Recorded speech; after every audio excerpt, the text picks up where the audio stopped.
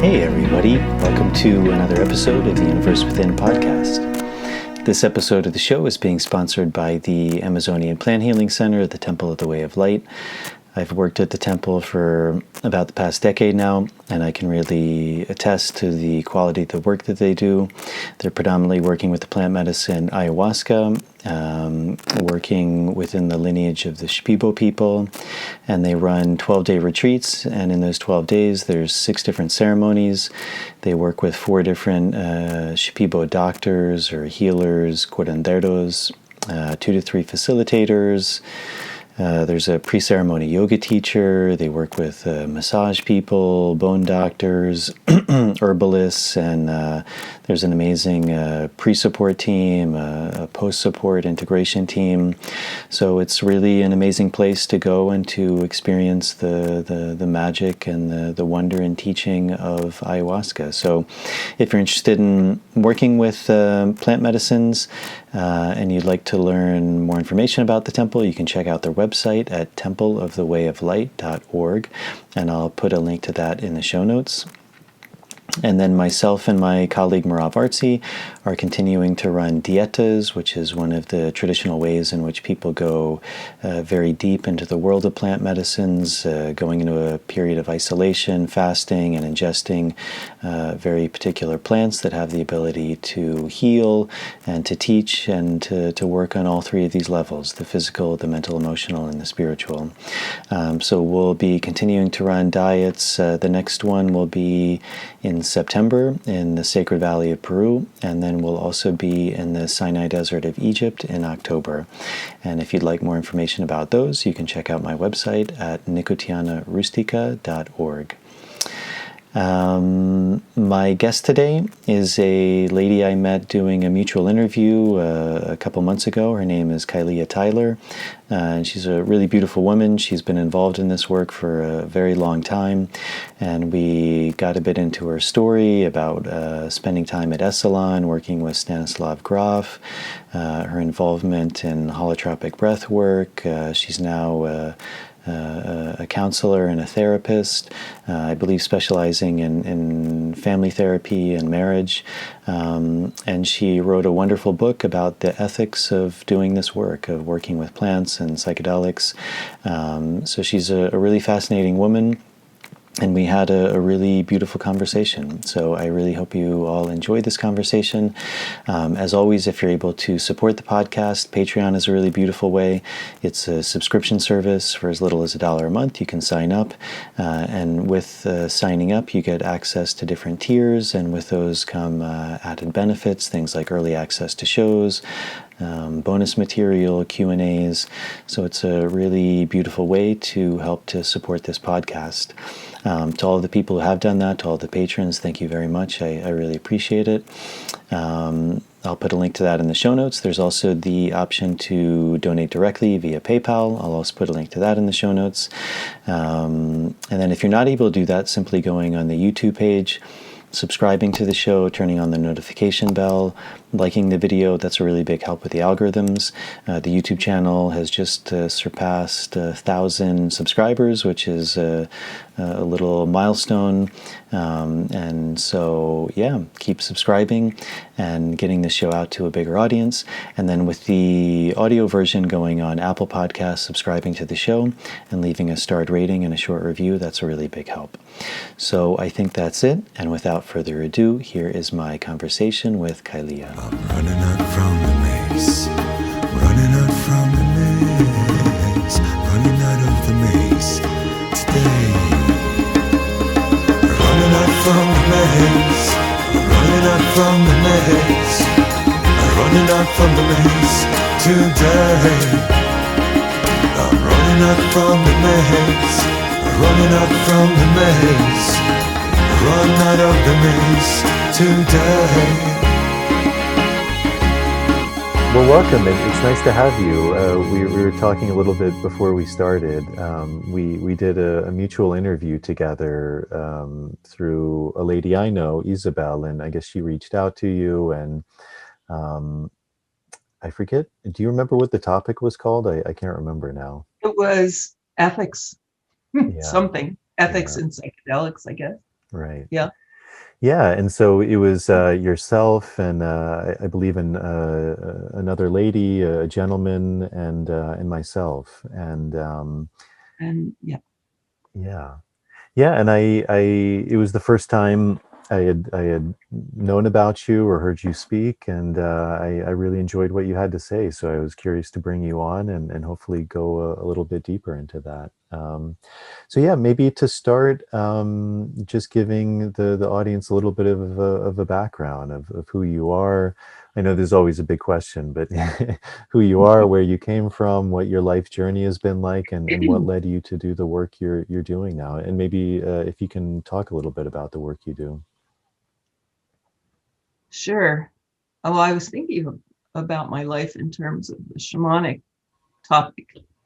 And I think my first encounter with that was I was 13, and I lived about 2 blocks from a college library in a college town. And I spent a lot of time there, and I found Black Elk Speaks, and I read that. And I thought, wow, something resonated with me about that. But when I was, I can't even remember, about 30, I lived in an ashram for 4 months and had the really great experience of having a guru come from India who was really quite an awakened guy. And I think I got Shaktipat then. And then I went, when I was in my 30s, to Esalen and did a workshop with Stanislav Grof. And the name of the workshop was Understanding and Treating Spiritual Emergency. And I was very attracted to that because I had seen people come through my counseling center who really were not having a pathological experience, but they were having a transformative evolutionary experience. And there was no word for that. And I thought, oh, spiritual emergency. That makes sense. I want to know more about that. So I went from New Jersey to California and to Esalen and got in the hot tubs and learned about spiritual emergency. But what I didn't know was that I was going there to have one. So I had one, which was the form of a Kundalini Awakening, in the terms that I knew, where the energy starts going and you have turbulence. I had a very turbulent life for about 5 years with all kinds of prana moving and mudras. And then I went and about 4 years later joined the first holotropic breathwork training, the Grof transpersonal training with Stanislav and Christina Grof. And my whole life changed in that. I got very involved with holotropic breathwork, which takes you into an extraordinary state of consciousness. And met my partner, and just everything changed. I got very involved with the breathwork and did psychedelics also. And I should say that the Kundalini Awakening happened because of combination of doing the holotropic breathwork and MDMA experience that I had there, not at Esalen, but on a beach near Esalen. And things were just never the same after that. So, yeah, I don't know what else you want to know. I think because of the topic that you are talking about, plant medicines, I should say that I have done quite a few sessions of my own with plant medicines, but only 3 sessions in an indigenous setting. So I'm very curious about your work and what you do and how it's different from the Western extraordinary states of consciousness that I have been so involved with. So how would you describe the work that you do now? Well, because of my work with holotropic breathwork, I have developed a process which I now call InnerEthics. And it's a way of looking at ethical behavior in a therapeutic setting in an internal way, like doing self-reflection and looking at our motivations. And I think it's really important right now because of the way psychedelics have, there's a burgeoning of interest in psychedelics. And I think that the indigenous cultures had thousands, hundreds, or maybe even thousands of years to develop a way to manage that process of going into and out of extraordinary states of consciousness. And Western people have not had that time to get it right. So we have a model right now for therapy, for therapeutic work, but it's a Western medical model. And how we bring in psychedelics to that Western medical model as they become legalized, which they look like they're on track to do, is going to be very important because there's a lot of differences in psychedelic work from most Western medical work. So, I don't know. That's what I want to do. And what I want to do is change the ethos of therapeutic work in Western settings to one that really pays a lot of attention to inner motivations, pays a lot of attention to care about the things that are different in psychedelic states, which includes how people get trained. So there's a way in which Western medical people get trained, and it doesn't include experiential work. So, and work on yourself. So I think that's a big difference that we're going to have to somehow incorporate to do this right. And I don't think we have much time to get it right. You mentioned a beautiful book, which I also read when I was young, and it had a deep impact too. Black Elk Speaks. Do you have a sense of why that really spoke to you, or why that touched you in a way? I recognized it. I recognized the power of extraordinary experience. His was a visionary dream in a state caused by high fever, I think, as I recall. I mean, I haven't read it recently.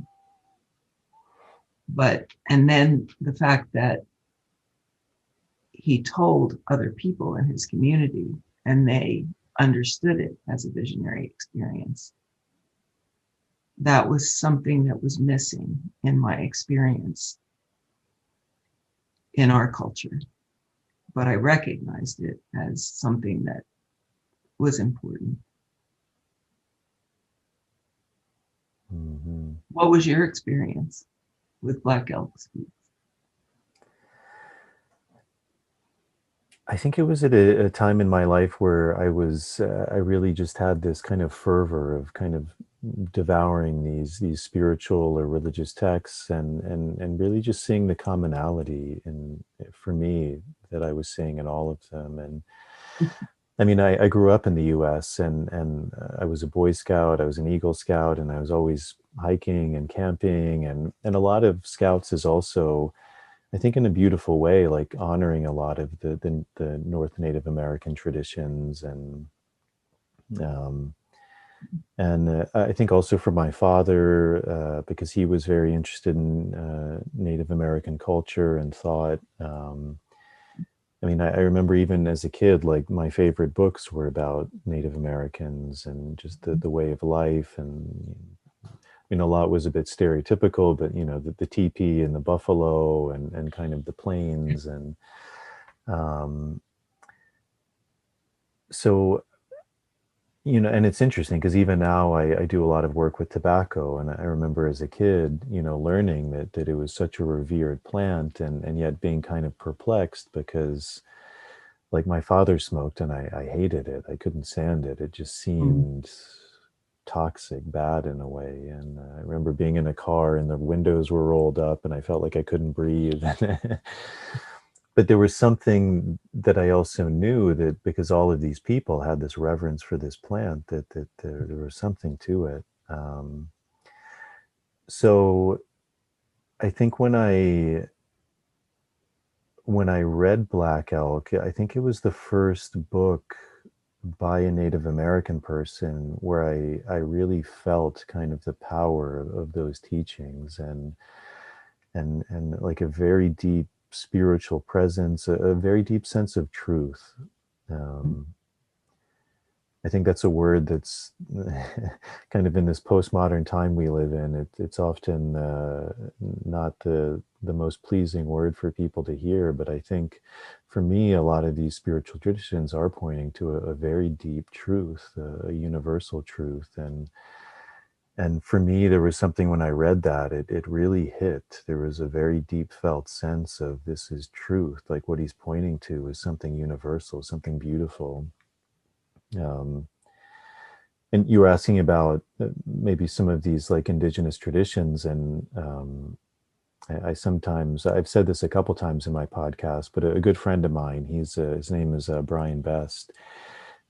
He's an academic, and he ended up moving to Peru, and he spent a long time with Shipibo people who do a lot of work with ayahuasca, and he speaks Shipibo now. He's done a dissertation, and he's kind of rewriting a Shipibo Spanish English dictionary, which is quite amazing. But I find etymology of words really interesting, and one time when I first met him, he started telling me about the etymology of some of the words, and I was just coming through a long process of dieting, kind of this intensive plant work, but something he said really struck me, and it stood with me. And he was saying that the word for good day in Shipibo is hakun natu, and natu is translated as day, but on a deeper sense, it has this meaning of the world or the universe,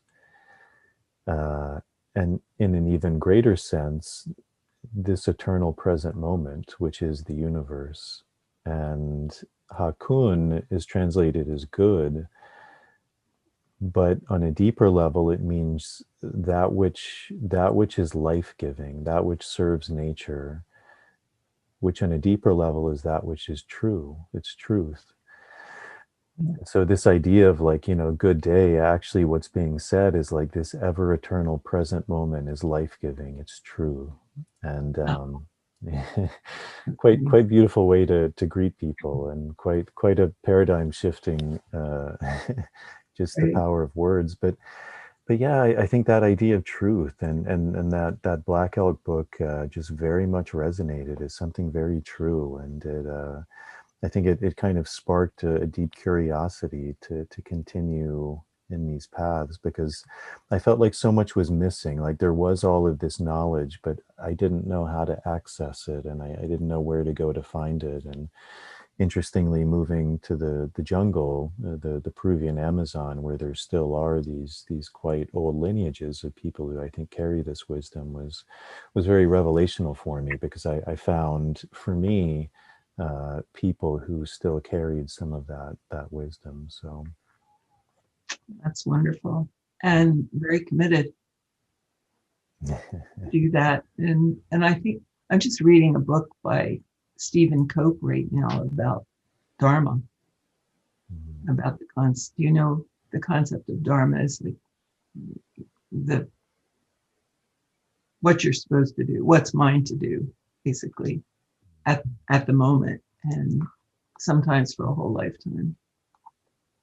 And it's it's really interesting when people lock onto that and do it full on and practice and get some mastery in that one thing by going deeply into it.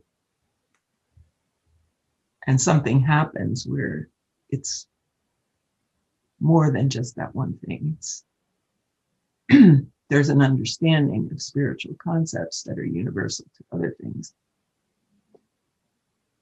And it sounds like you took that kind of a path and are on it.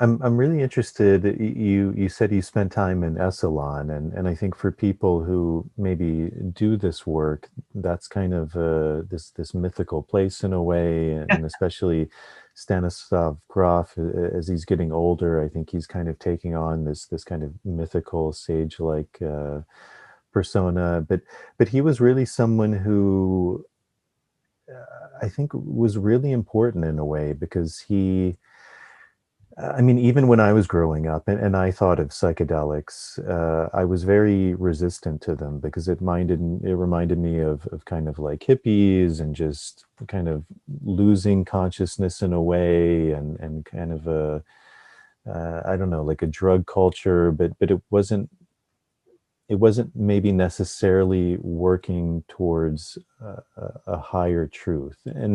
And in many ways it was, for sure. There was a lot of amazing change that came out of that. But it seemed maybe more recreational than what I had perceived as something more spiritual, something committed towards a deeper understanding of life. And Stanislav Grof seemed like a really interesting character because he was kind of like a straight-laced guy in a way. Like, he was a very good-looking man. He came from an academic background. He was very well-spoken. And so I think it changed a lot of people's perceptions, versus someone like Timothy Leary, who had a very different persona. Like, he was someone who I think really kind of commanded a respect and a power. And he had this really beautiful way of expressing. Is that something you can talk about? Maybe your time in Esalen and your work and experience with Stanislav Grof? Yes, I think he does have a lot of gravitas, and I used to call him the transpersonal ambassador. He speaks somewhere between 6 and 9 languages, and he went all over the world talking about transpersonal psychology. He was one of the founders of transpersonal psychology with Maslow and somebody else I can't remember right now. I think what he brought to the work was science, and real science. Like a lot of scientists, I think, are kind of sliding into making their hypothesis come out well in the data. And Stan looked at it really objectively and said, this is happening. What does this mean? How can I categorize it? He did thousands of LSD sessions, and he not only supervised people doing them, but he did them himself and learned from that. And he said, I have a quote here somewhere. He said, I just wrote an article for a therapist newsletter and had to use this quote. If professionals have not experienced deep letting go, their own fear, lack of personal knowledge, and insufficient faith in the process may communicate itself, preventing the client from going fully into the experience to complete it. And this can happen even if the professional does nothing overtly to interfere with the client's process. And then another quote from him is, because of the unique nature of the psychedelic state, it is impossible to reach a real understanding of its quality and dimensions unless one directly experiences it. So he practiced what he preached, and he did did that work. And then Timothy Leary came along, who was, a prophet in his own right, and drugs became illegal, psychedelics became illegal, and Stan and his wife Christina started the holotropic breathwork, which is a way to get into an extraordinary state, have all the same kinds of experiences, maybe with a different tone, as the psychedelics enable one to have. And that's what I did with him. When I went to Esalen, that's what I was going for, to learn from him didactically, but also to have the experience of holotropic breathwork. And my first experience there was reaching for Shiva, which was my icon or God from my work in the ashram. And hearing all this stuff in the room, lots of other people working, and different sounds and cries and agony and ecstasy and all of it together. And because Stan, I'm getting around, but because Stan was married to Christina introduced him to yoga, introduced him to Swami Muktananda. And he got in touch with the philosophy, which is real tantra of everything is one. All is one, and all the parts are simultaneously different and separate and one.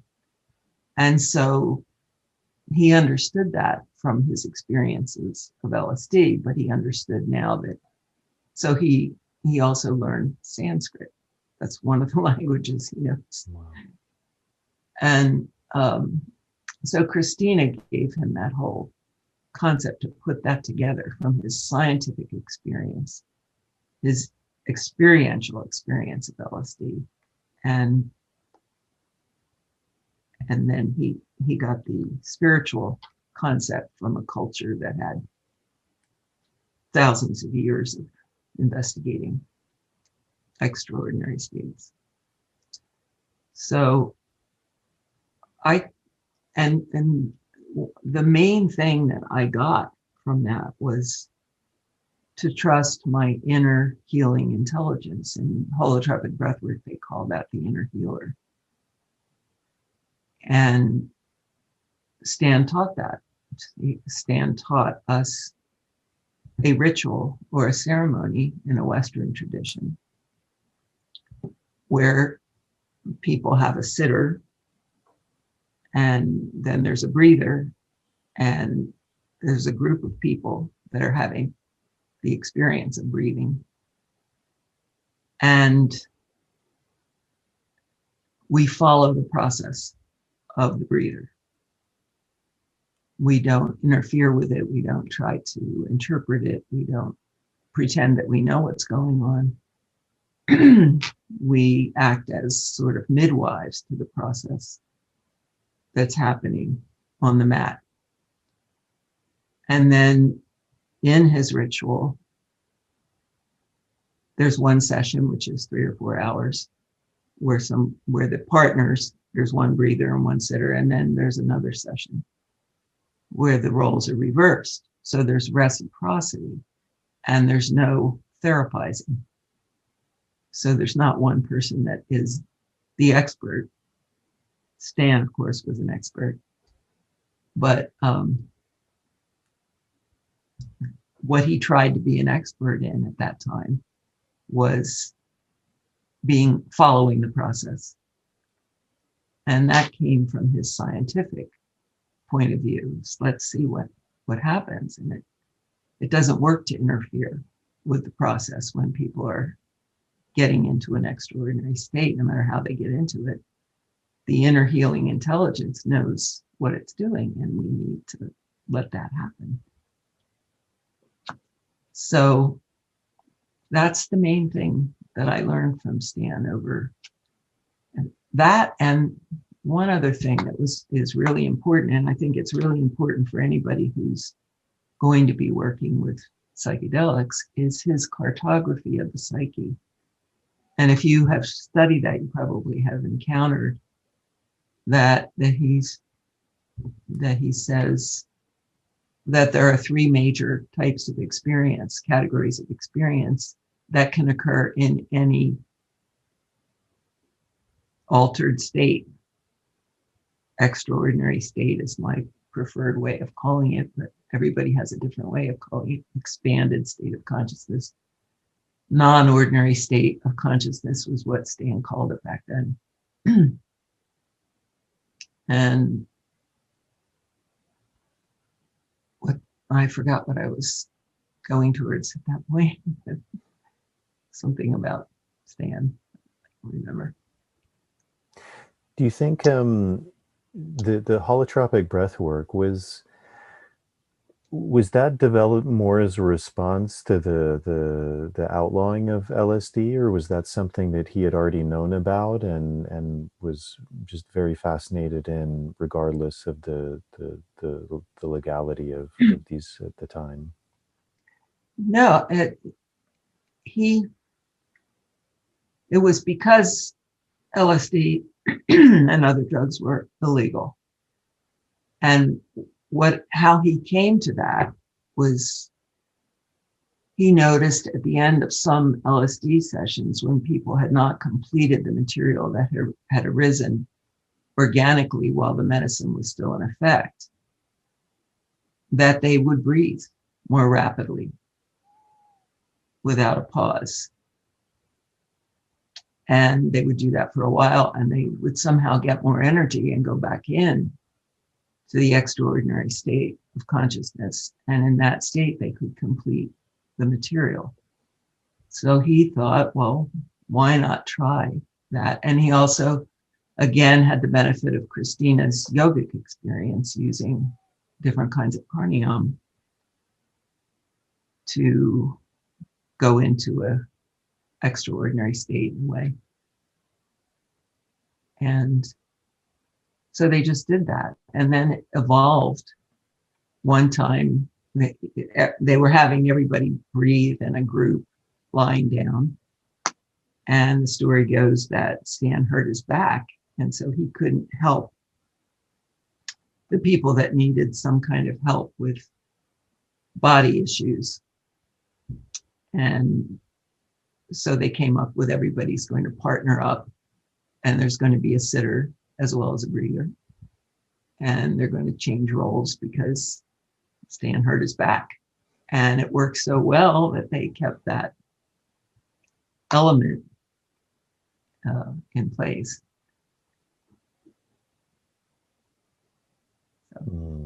So there, in holotropic breathwork, there's music, and there's also something called focused energy release work, which is really about exaggerating tension in some way. And there's lots of ways to help people do that with their permission, to complete material at the end of the session if it's not already complete. Are there any counterindications for holotropic breath work, or as long as it's done in a safe setting, it's pretty accessible to everyone? There's a medical form that people fill out before they do it. And particularly any kind of cardiovascular history is not a good idea, because you can get into a state where you're really physically active and there's deep emotion or PTSD that comes up, or you can relive your birth.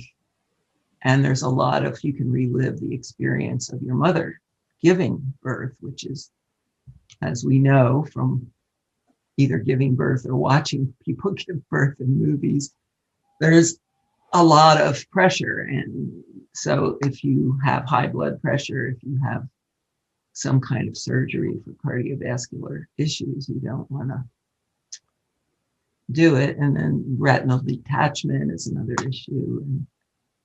And pregnancy is another issue. Although, if people have a lot of experience in extraordinary states, and it really feels, I had one person when we were doing breath work regularly who was 8 months pregnant, and she was absolutely sure her inner healing intelligence told her, I need to do this workshop. I said, well,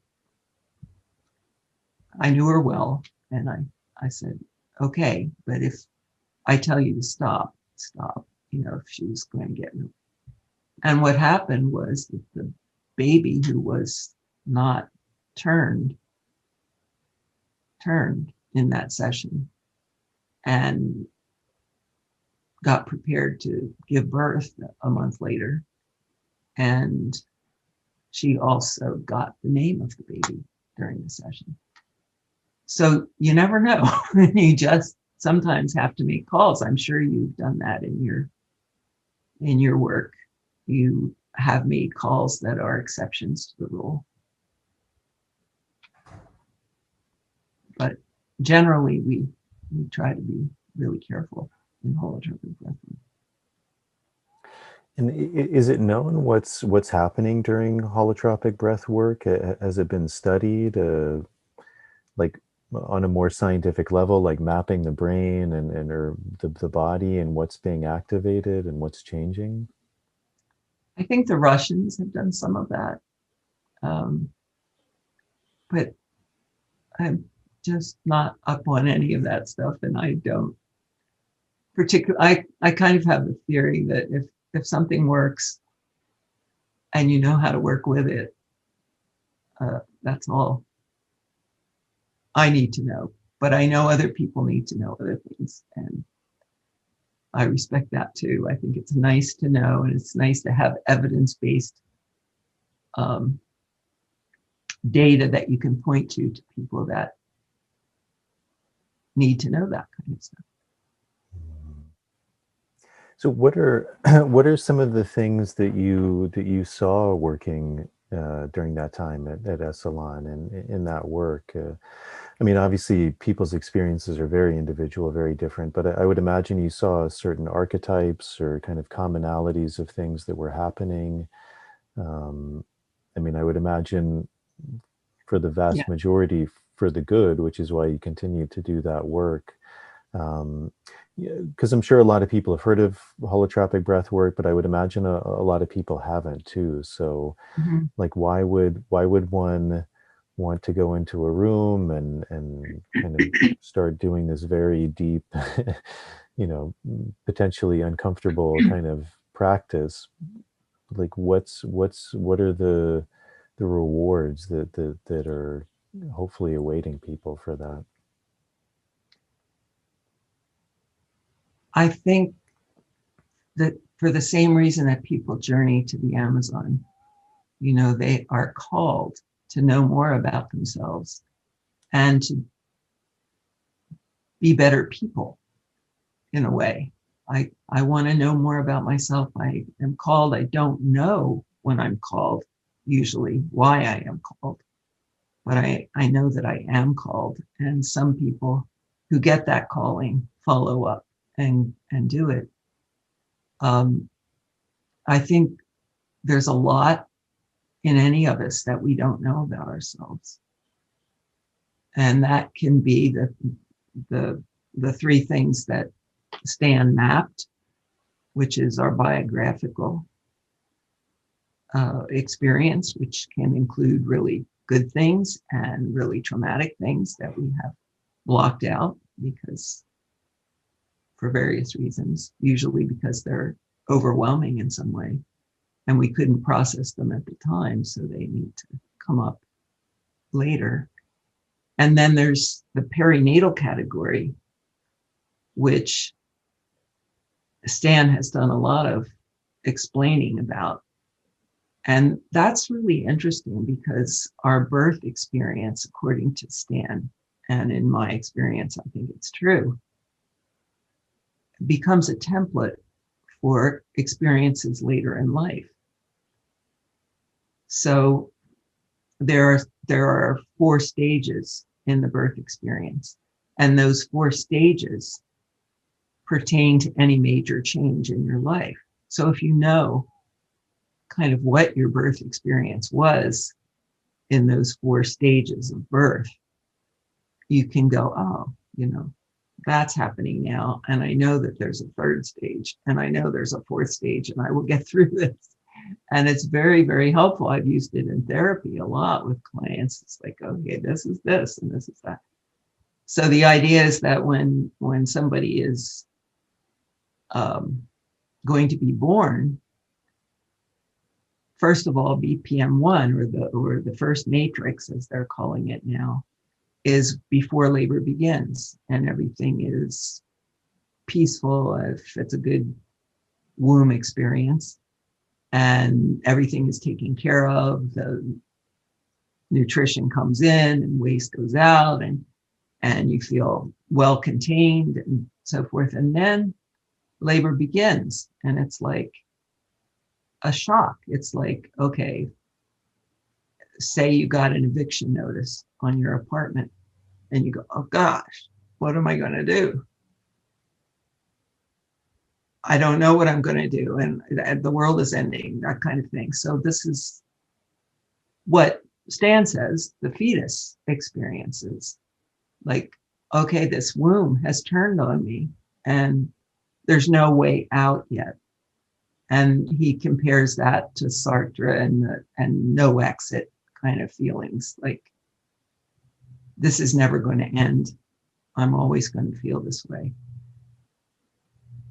And it's awful. It's hell. And then the cervix does dilate, and the fetus starts on its way down the birth canal. And that is analogous to, well, I'll start looking for apartments, and I found a few that might work, and I'm going to keep doing it. And the baby is struggling down the birth control, but also doing some of the struggling, having some agency on the way out. It's not just being done to it.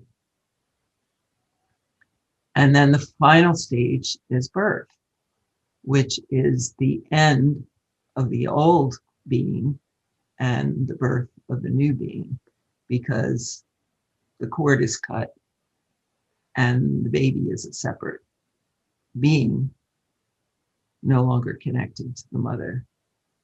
And so that happens like, okay, I've left the old apartment and I'm in the new apartment. I have a new life in the new apartment. And we all go through those phases many, many times in life of major, major change, divorce, all kinds of things. So it's really helpful to know that. And then the kinds of things, what happened to me in my birth was that my mother got ether right at the end when it wasn't needed. So I had this tendency of stopping right before I finished something and just kind of like going into a trance. Like if I was running a mile, I would stop like 10 steps before I got there. And so I noticed this in my life and I make a choice. So knowing these kinds of things really helps us to make better choices and not be affected by all the unconscious stuff that has happened to us, including our birth. That was long. That was great. I drew that from all those years when I was doing the introductory talk of holotropic breathwork, which I haven't done for a while. Yeah. Do you have any sense of, I mean, because from what you're saying, it seems like that can be such an impactful thing on the development of the human being.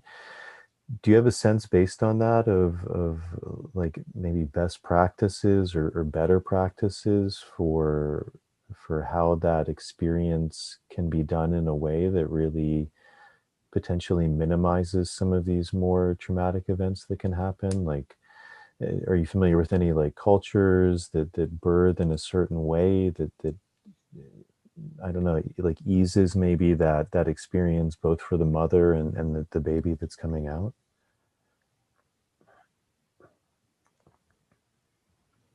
I don't know too much about that, but I know that there are people doing that kind of thing much more than when I had my children. Um,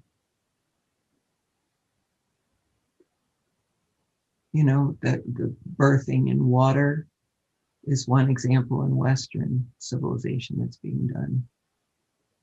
I remember, I remember when I was having my first daughter, what I wanted to do was get out of the bed and lean over and hold it with my elbows on the bed. And that was the posture that really felt right. Get back in bed. We can't have you, they were afraid the baby would drop on the floor.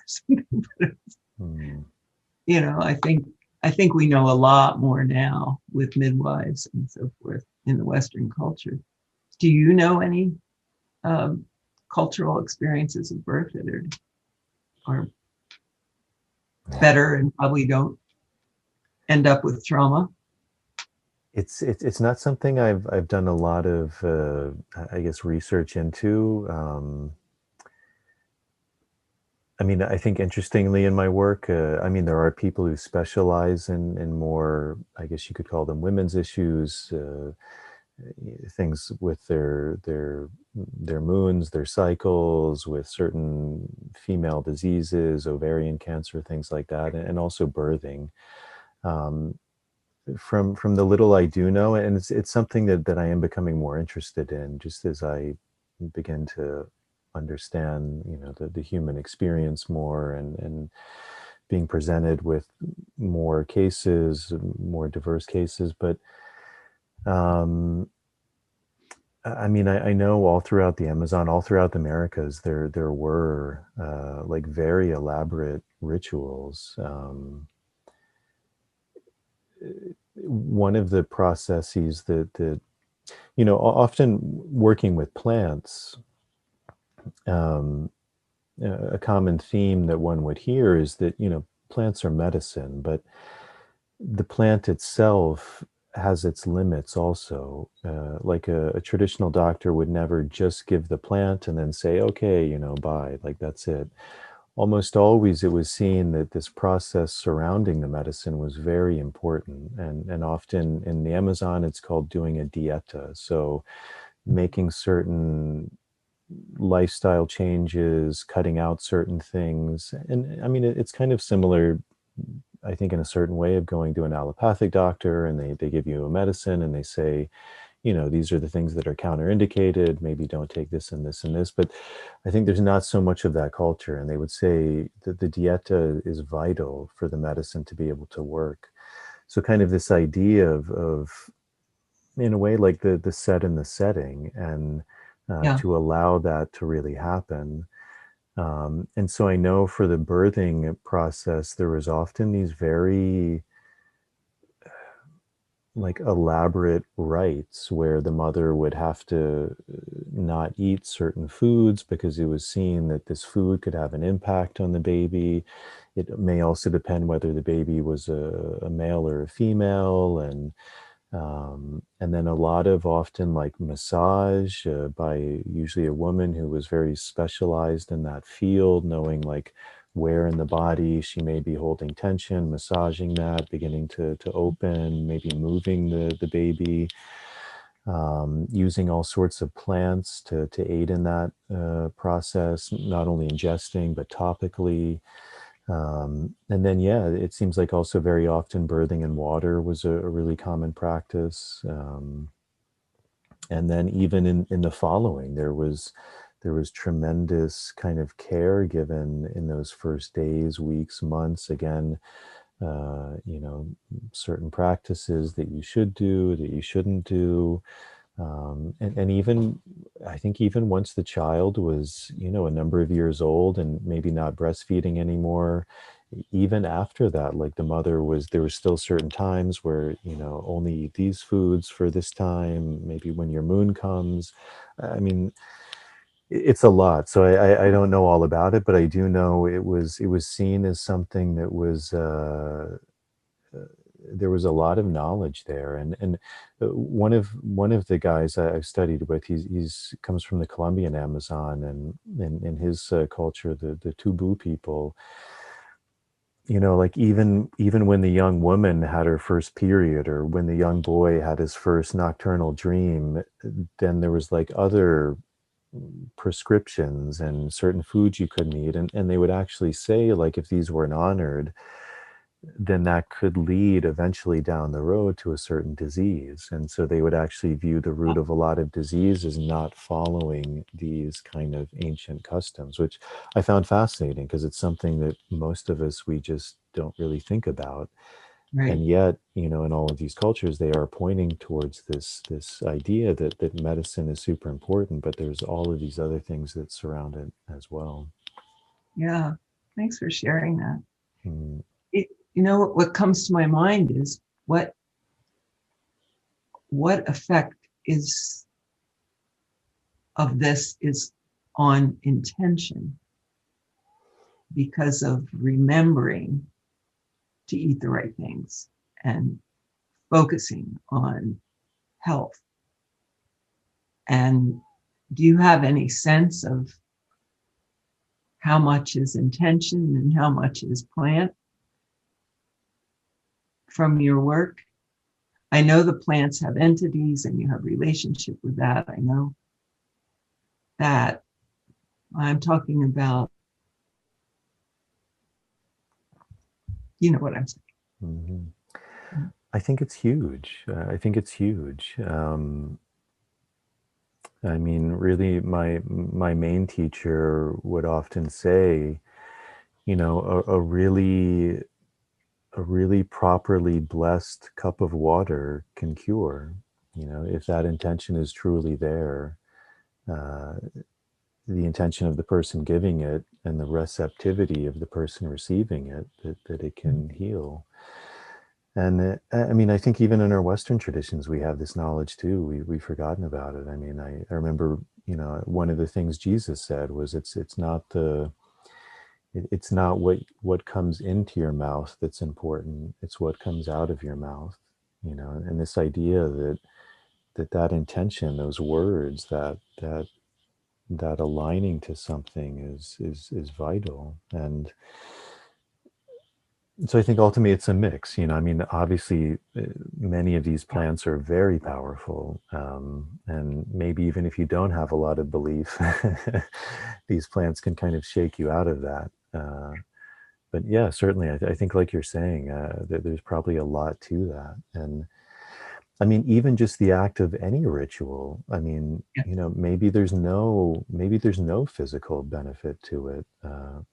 You know, also, like, what comes to mind is even something like smoking. You see tobacco again being used in all of these cultures all throughout the Americas, and often with very similar ideas, because smoking was actually the least commonly way of working with tobacco. Traditionally, not that many people actually smoked. It was more ingesting, eating it, making a paste. But the smoking, the people who did, there was kind of these common archetypes. I mean, even in the US, this idea of like prayer, uh, before the peace pipe, before, when there was a meeting, before any words were spoken, we ingested the tobacco, because it was seen that our words would be pure. They would come from a place of strength. The words wouldn't hit people. They would hopefully be soft, but, you know, powerful but soft words. But, you know, very much more south is this idea of the smoke could be cleansing, it could be purifying, protecting. And I think a lot of that is intention. I mean, you know, if someone is a doctor, they're doing this work, however you want to think about it, you know, energies can come to us, people's traumas. I mean, I'm sure, as you know, working with people, we can be very open. We can take on things. And so I think even just having that ritual of, like, I'm cleaning myself with the tobacco, I'm blowing it over me, that there's something, even just taking a second to, like, to create space, to create a boundary, to to name that, okay, I'm letting this go, that, you know, this interaction or this work is now done, and I'm protecting myself. And there's something very powerful in that. You know, it's taking time to set that intention and to kind of break those bonds. And then there's the literal fact that you know, tobacco is used as a pesticide, as an herbicide. Like, it has very strong anti-parasitical properties, antiviral. So if we think about disease in terms of, you know, something is put someone has breathed on me, or you know, well, that would, on a physical sense, potentially be protecting you as well. So Wow, that's really interesting. I had one experience with a Brazilian shaman that came up and did a ceremony in it was a Tibetan place that's right near us in Santa Cruz. And he had a big, like, cigar, and he would blow it.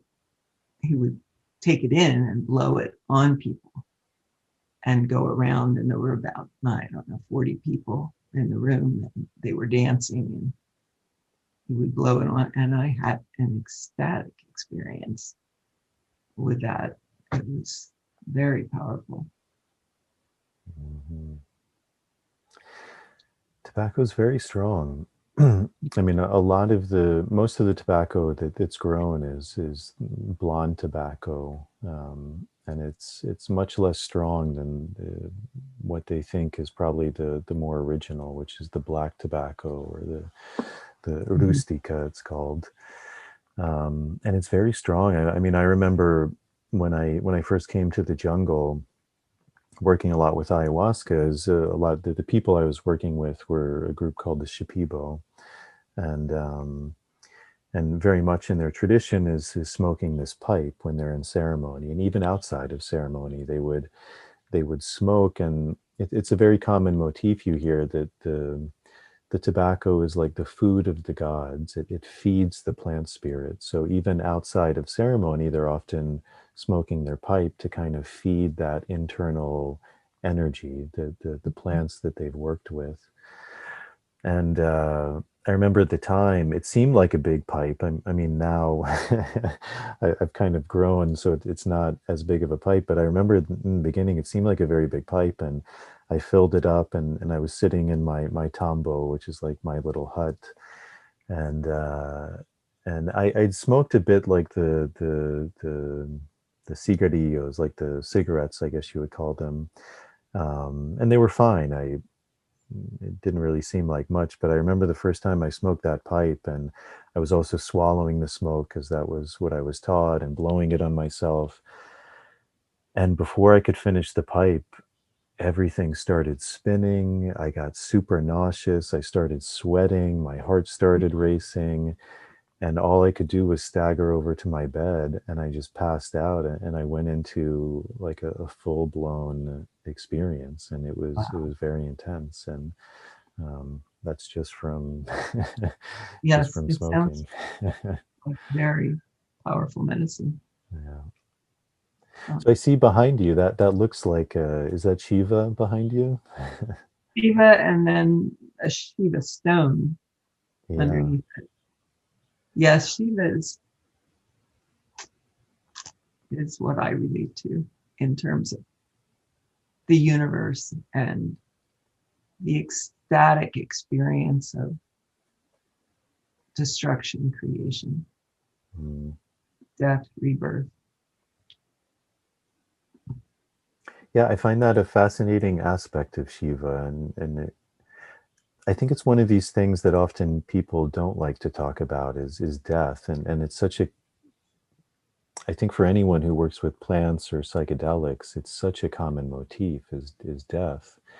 Yes. And for me, that it's very fascinating that you're interested in Shiva, because it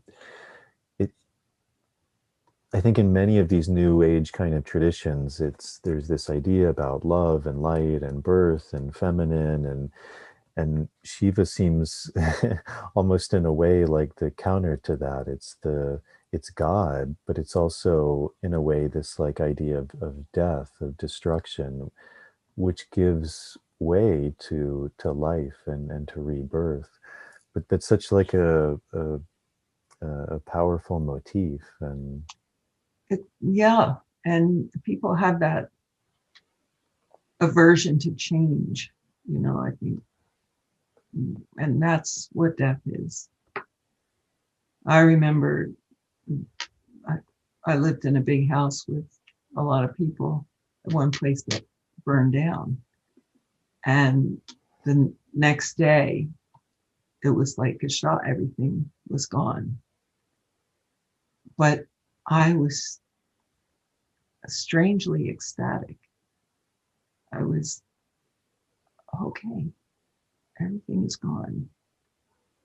What happens now? What will be created? What do we do? And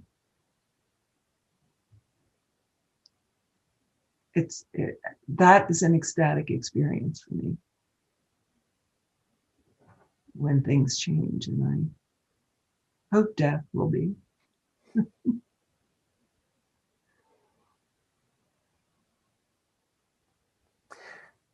you mentioned that many people who were coming to Esalen, I think the term you used was like a spiritual emergence that they were experiencing. Yeah. And you also, sorry, you also mentioned like your own process with this Kundalini Awakening. Is that something you can talk more about, whether it's your own or what you saw in other people, like what you experienced was happening? Yes. Well, I think there's different kinds of spiritual emergence and an emergency. Emergency is when you can't function and you basically need somebody to help you for a while.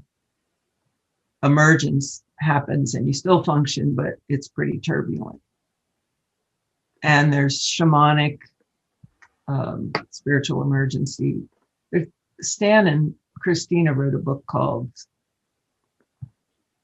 what was it? It'll come, Stormy Search for the Self, it's called. And Christina talks about her own Kundalini experience in it. And they also talk about the different forms that spiritual emergence can take. I have a theory about that I've just written a little thing about it, but I think spiritual emergence comes through the fourth function. Do you know the functions in the Jungian? Mm-hmm. There are four functions, and one is thinking, and one is feeling, and one is intuition, and one is sensation. Mm-hmm. And usually you have mastery in a first function. That's the one that is easy for you, and it's well defended because it's easy for you and you've learned a lot about it.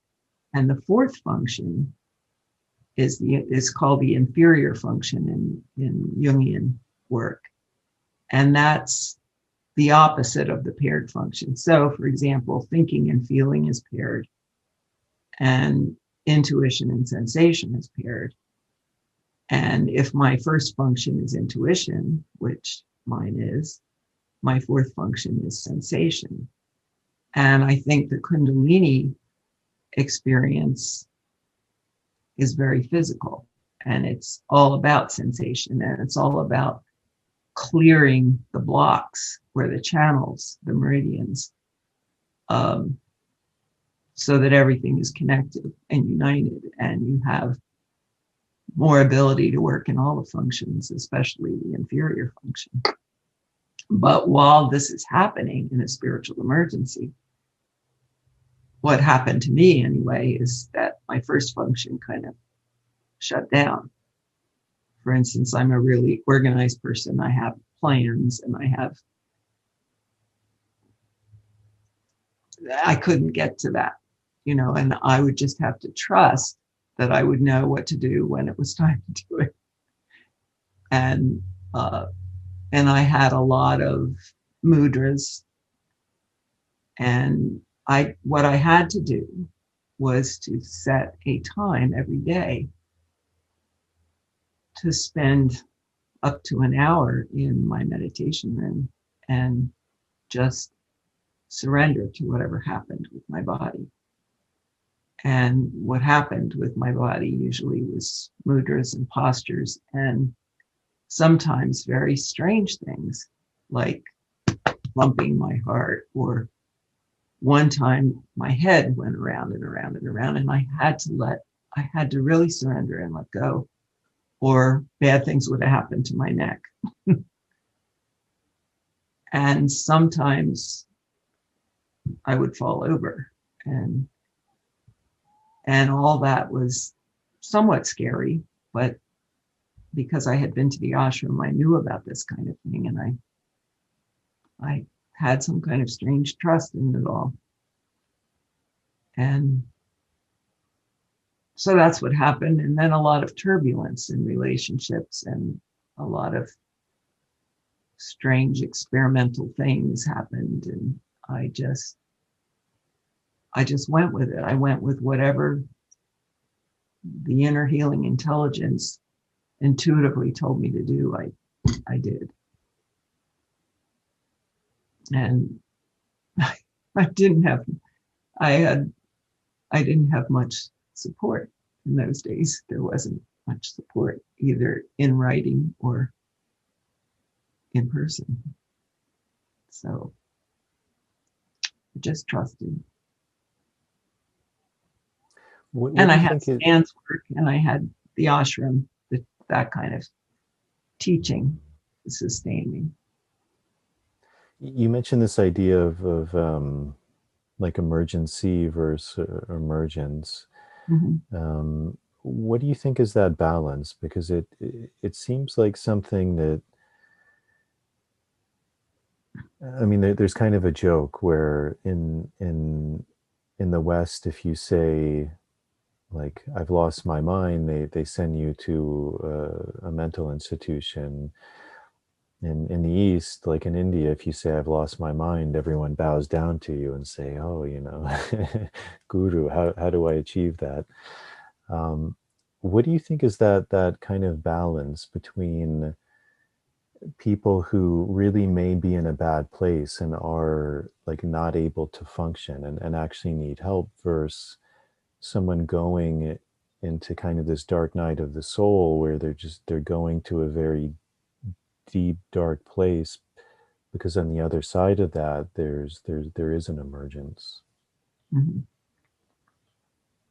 In one sense, you don't know until you have the result. And it's hard to differentiate. But there are a couple of clues, and Stan and Christina go into that in the Stormy Search for the Self. And one clue is whether they can, periodically come up for air and talk about their process and what it's doing. Is there some kind of continuity of progress in self-understanding that's happening? And is it part of a long spiritual practice? Usually you have some kind of spiritual practice, and then it happens and you lose functionality for a time. I can think of two examples of that. One is the guru that came to my ashram when I was there was Swami Kripalanandaji. And he had a period where he lost his mind and threw himself into the river, a turbulent river, one night, and his disciples all rushed down the coast of the river and picked him up. And during the time he was being propelled down the river, it was very metaphorical for him, and he surrendered to the water and let it carry him, and they retrieved him out of the water. So I think when we're talking about ethics and healing, people that are working in the healing professions, their job is to protect the person physically emotionally from their inner critic or whatever that's telling them they're crazy or whatever. And really protect them physically, because people can get strange ideas in that, they don't really have a foot in the material universe. They have a foot they have both feet in the place where time and space is not the same as it is in this world, in normal consciousness. So they can think that they need to jump off a cliff and fly. And they actually, if they did that, they would crash. So it is a big responsibility when you're administering some kind of medicine or method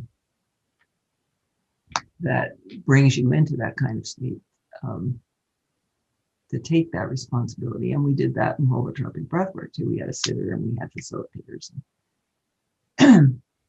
If people weren't finished at the end of the session, we'd work with them anyway. There was a commitment.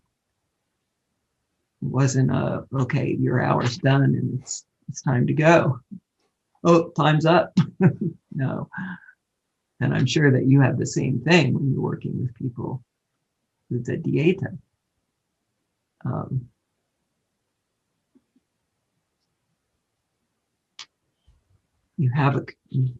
You are committed to care. Yeah. So your work with InnerEthics, how did that start? What led you to see that was something that was not only important but also that you found passion with? Well, I was doing holotropic breathwork, and I was a trainer in the Groff transpersonal training and working with Stan Groff and Tab Sparks. And there were just a few people who were therapists who got into ethical trouble. And I just was very puzzled by it, because these were people that had never gotten into ethical trouble, and they were fine people and they cared about their clients. And yet they made mistakes, usually in sexual mistakes, and got involved with the client. And, they had bad things happen in their lives because of it. And I thought, well, it must be about the extraordinary state of consciousness. And at the same time, I was taking a course in my master's degree program in traditional ethics. So I was able to have this dual perspective of, this is what's happening here, and this is the traditional ethics. And I realized that there were a couple things missing in the traditional ethics, because that really needed to be there when you were working in extraordinary states. And what I came to the conclusion was that you need to pay more attention to the basic traditional ethics issues of safety and vulnerability and all of that. And there are different ethical issues that are involved in extraordinary states, including training that we talked about and the needs for special training. We talked about that quite a bit in the clubhouse. So that's what happened. And then I was working with Jack. I was assisting at Jack Cornfield's and Stan Groff's special retreats, where they combined Vipassana meditation and holotropic breathwork. And Jack would have a supervisory meeting with the assistants after the retreat was over, and we had an ethical issue that people were talking about, which I forget what it was. And I talked about some of these ideas that I was having. And he looked at me and then he grabbed my journal and he wrote ethics in great big letters in my journal. And it was kind of permission for me. It was kind of validation. And nobody was interested in what I was talking about ethics at that point. This was the first teacher I had that said, this is important. And it's so important for teachers to say that if they feel that to people, because it really made a difference to me. So in 6 months, I wrote the first ethics book, and this was back in 1995. And I wrote the first version of the Ethics of Caring. And then now I published in 2017, the Ethics of Caring Revised, and it won an award. And a lot of people really like it. And I use it as a text when I'm teaching psychedelic therapists InnerEthics. So that's how I got started, and that's where I am. And I'm thinking not only about teaching people to use InnerEthics, but also to teach people to teach InnerEthics, because I think there's going to be a lot of need for this, with, as we talked about, the Western model trying to absorb a different way of working with psychedelics. So can you, I mean, I know it's a big subject, but are there some things you can say about just kind of the nature of ethics and what you've seen, or maybe best practices in that field, things that you've found through your own work to be really conducive, kind of pillars that can maybe be followed, that would help to shift that in a better direction? I think the main things that are not covered in traditional ethics education. Traditional ethics education is laws and codes and standards, external things that tell you what to do, tell you what to do with your behaviors. And InnerEthics is about looking within ourselves and doing self-reflection and discovering what our motivations are. And we do that in two ways. We do it with self-reflection, really paying attention to what's going on with us and how that might be in conflict with the client's best interests. And the other way we do it is supervision, or peer supervision. And I teach peer supervision in InnerEthics because I think it's really important.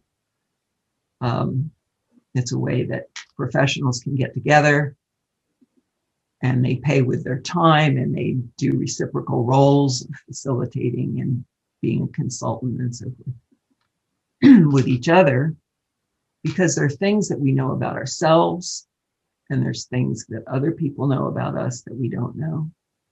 And there are things that we don't know and they don't know.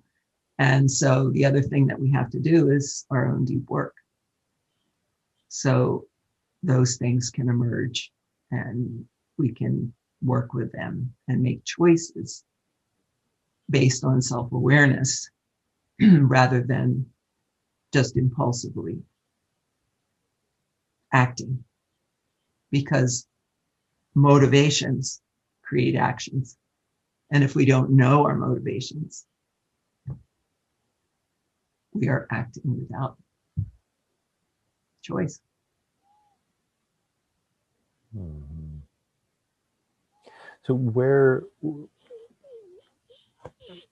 I think before we started, we were saying about how this work is really beginning to take off in a way and to expand. Where do you see this work going?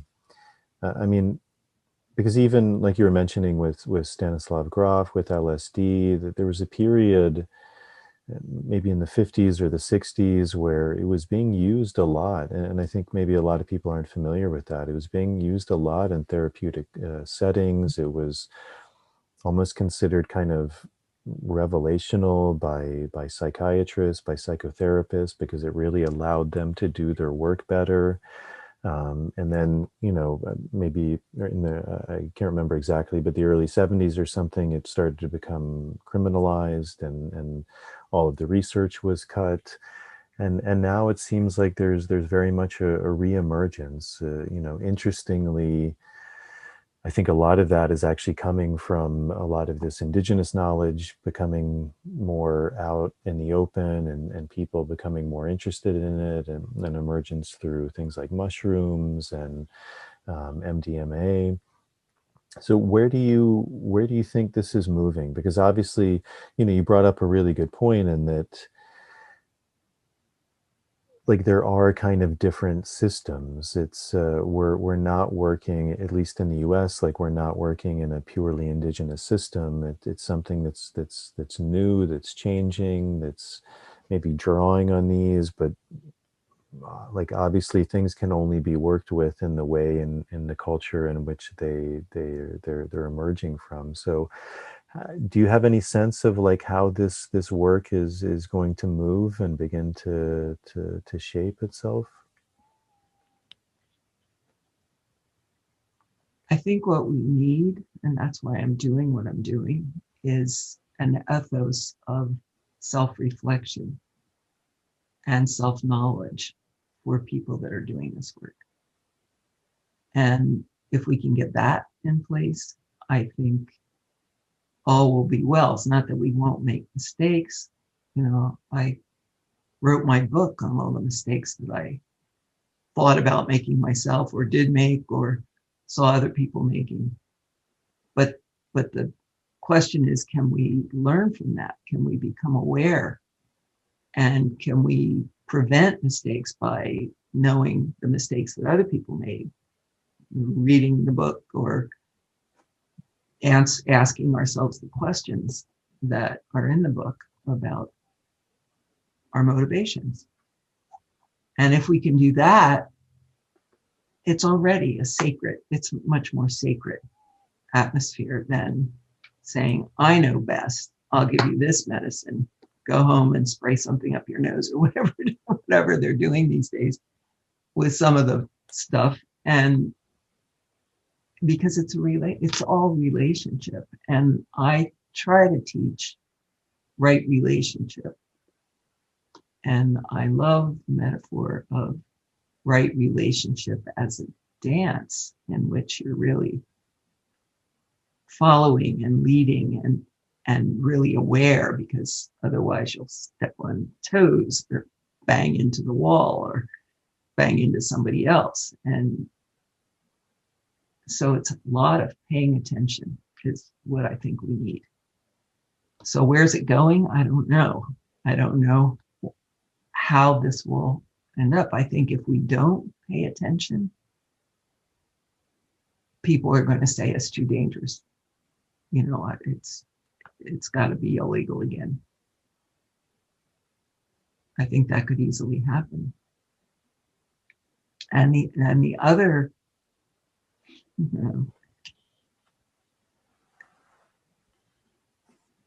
where it makes us more conscious, and we're conscious spiritually as well. We're conscious of all the connection. What I call spiritual is really understanding our connections to everything, our connections to each other, our connections to all things in this universe,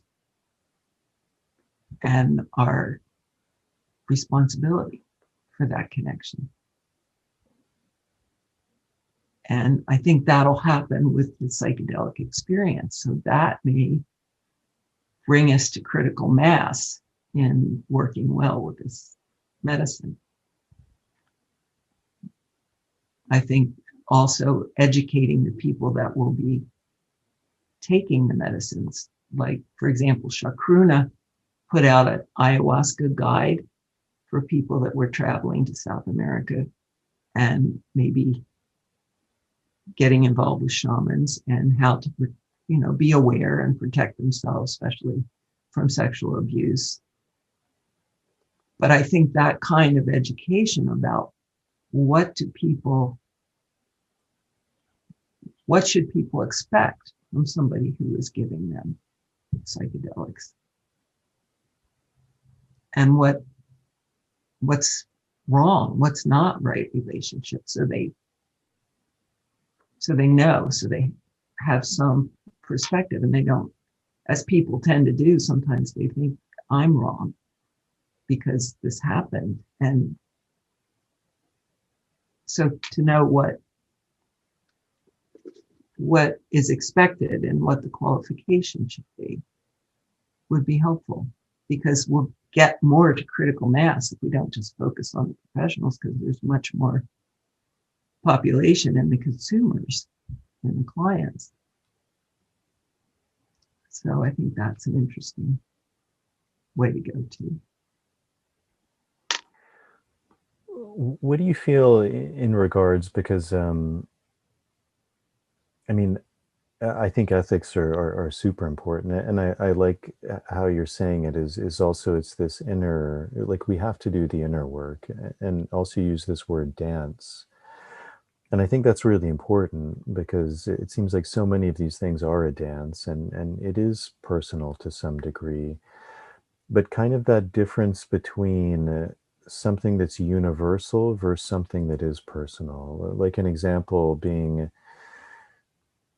I think one could make the argument really well that a doctor and a patient shouldn't have a relationship. I think there's many examples of where that's gone wrong. There's ethical questions about the power dynamic, about a lot of things. I think one could easily make that argument, and I've seen it myself. Like often, it ends up turning out quite badly. And yet also I've seen instances where beautiful things have happened from that, where there has been a deep connection, and even like centers have been born out of that. So, it seems like, even like you mentioned with Chakruna, like I think that's super beneficial, like to prepare people, like what to expect, what are good things to look for. The thing that also comes to mind, though, the downside of that is if you have one group or a centralized body saying like this is the way that it should be, then it's potentially, cutting out other ways that for some people may be beneficial, but not for all people.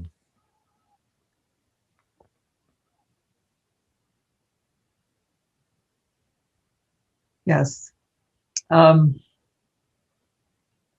I too have seen ways in which it's worked for people. But they're really I think the exception. There's a lot of people who were sexually abused in childhood who can put out sexuality because that's how they learn to get attention and care. And if they didn't do that, they didn't get attention and care. And so it's hard to know, if you're on the other end of that, whether that's the case or whether there's something more happening. And because of transference and countertransference, projection, we don't always know what each other is thinking or doing, and we don't always know what we are.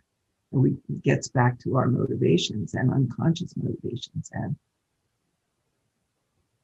whether it's in the client's best interest or it isn't. So I think one of the safeguards to that is having supervision and peer supervision, and also having a community ceremonies are really important, because this is one of the ways I think that Indigenous people have safeguarded against that kind of thing, that everybody knows what everybody's doing in a village, and everybody watches in a ceremony what's happening, and everybody knows the shaman's results in a ceremony. Now, when the people are coming in from far, they're foreigners and they're coming into a village. There's not the same kind of care and relationship and idea about women, foreigners, or other people that there might be to fellow villagers. So there's that kind of thing. It's fraught with a lot of problems to have a personal relationship. When I was attracted to somebody as a client, I got supervision, and it's very normal and common for people to be attracted to clients. And I said, I just want to get rid of this. I want to know what's going on so that I can get back to being a therapist. And the person said to me something that I always will remember. She said, that person chose you as a therapist. That's what they want. And immediately everything balloon burst, and I was back to reality and knew my job. And the other thing is that people can come back over time. People come back to me 10 years later, and they have something else going on in their life, and they know that I'm a safe person. I'm not. Meanwhile, I haven't become a close friend or a sexual partner, and so they can use me again as a therapist. And I feel like that the therapist role is a commitment. It's almost like deciding to have a child. It's like it's a lifetime commitment. You are joined in some way for the benefit of that person. And there's reciprocal benefit too, but not in a way that exploits that person. Does that make sense to you? Yeah, and a lot of these things, they also seem like a very fine line. And again, I really like that phrase, dance. We were recently working with someone, and I won't say her name, but she's a therapist, and she was kind of realizing through this process about these boundaries that she needed to have, because she found herself becoming too involved with her clients, not in a romantic way, but just like as a friend, and kind of finding that relationship expanding outside of just the therapy session.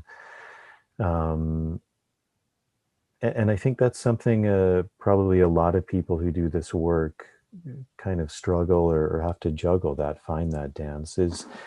Is there anything through your work where you've seen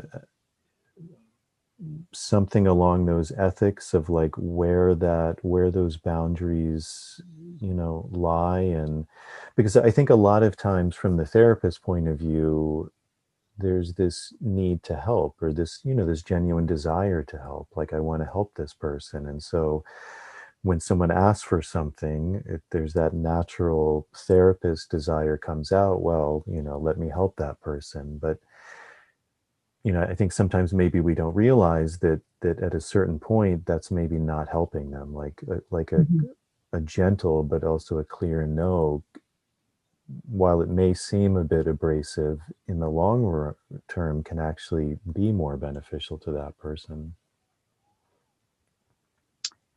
In my teaching, I use a lot of vignettes of things that have happened, and people discuss them in groups. And I think that's where they kind of get more insight into their own motivations. What would they do in that situation, and what are the issues involved? And they can see it more clearly because it's not what's happening to them. And they can hear other points of view and other perspectives, because as you say, as I said, it's a dance, and things are different with different people. The other thing, what you said brings up is the rescue triangle, the Cartman drama triangle. Like, if you really get hooked into being a rescuer, into helping, then you're on this rescue triangle and you're going to be in one of the two other roles. It's inevitable. And one of them is perpetrator and one of them is victim. So, and so it, once you have been in that drama triangle for a while, or and have the consequences of being in the other roles, you may love to be a rescuer, but hate to be a victim and really hate to be a perpetrator. So you try not to get hooked into being a rescuer, but let people do what they can do for themselves or find other resources if they can. That's empowering to the person, and instead of doing it for them. Mm-hmm. Something else you mentioned, which I think is really important, is this idea of training. That as this work begins to expand, not only having like the more learned or read training, but that experiential training.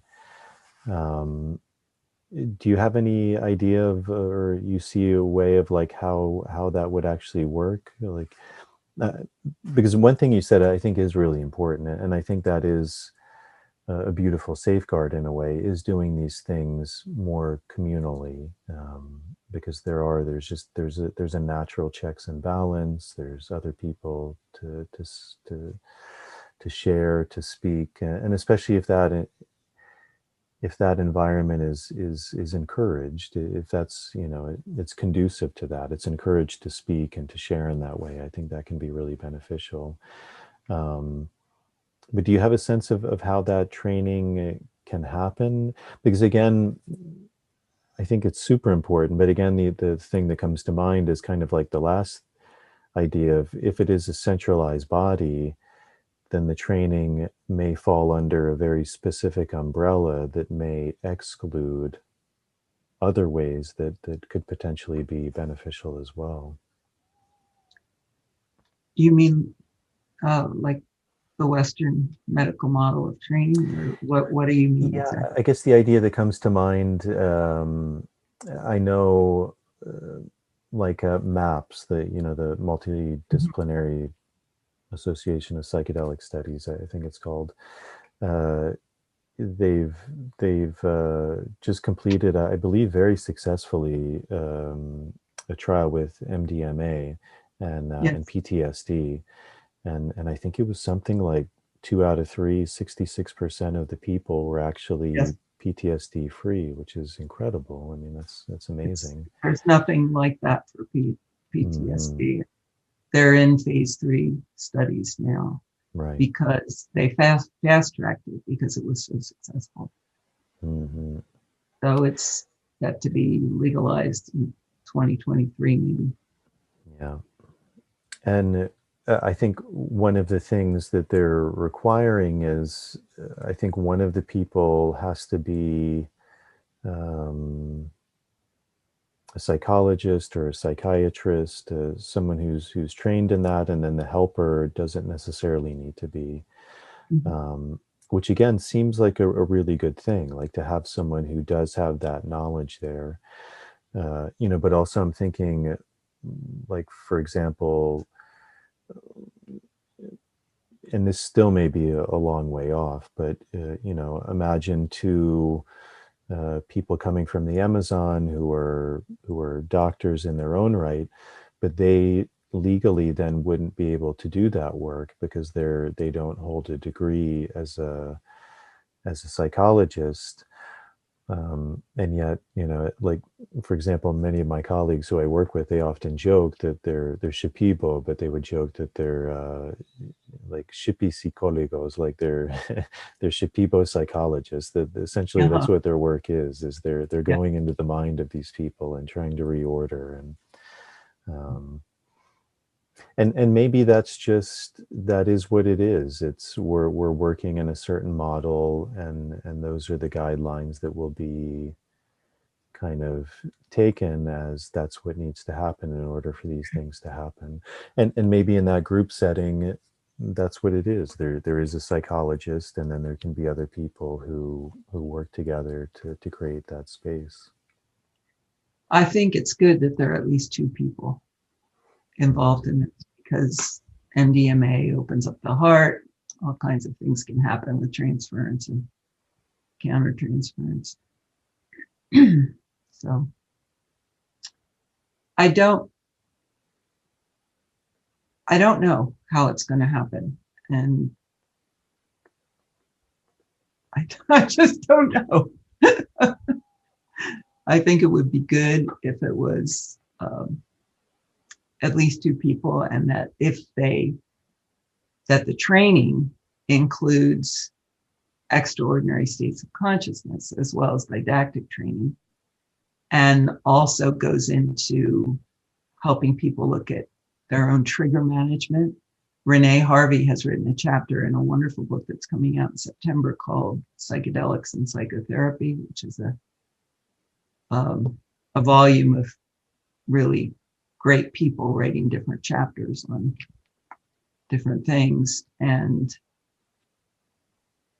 she says that it should include self-management training, debriefing, formal supervision, follow up on any material that's arising, and really paying attention to the relational aspects like transference and countertransference. And the other thing that I think is important is there's two things. One is knowing what we talked about earlier about Standroff's territory, the cartography of the psyche, and the kinds of experiences that can happen in any psychedelic experience. And also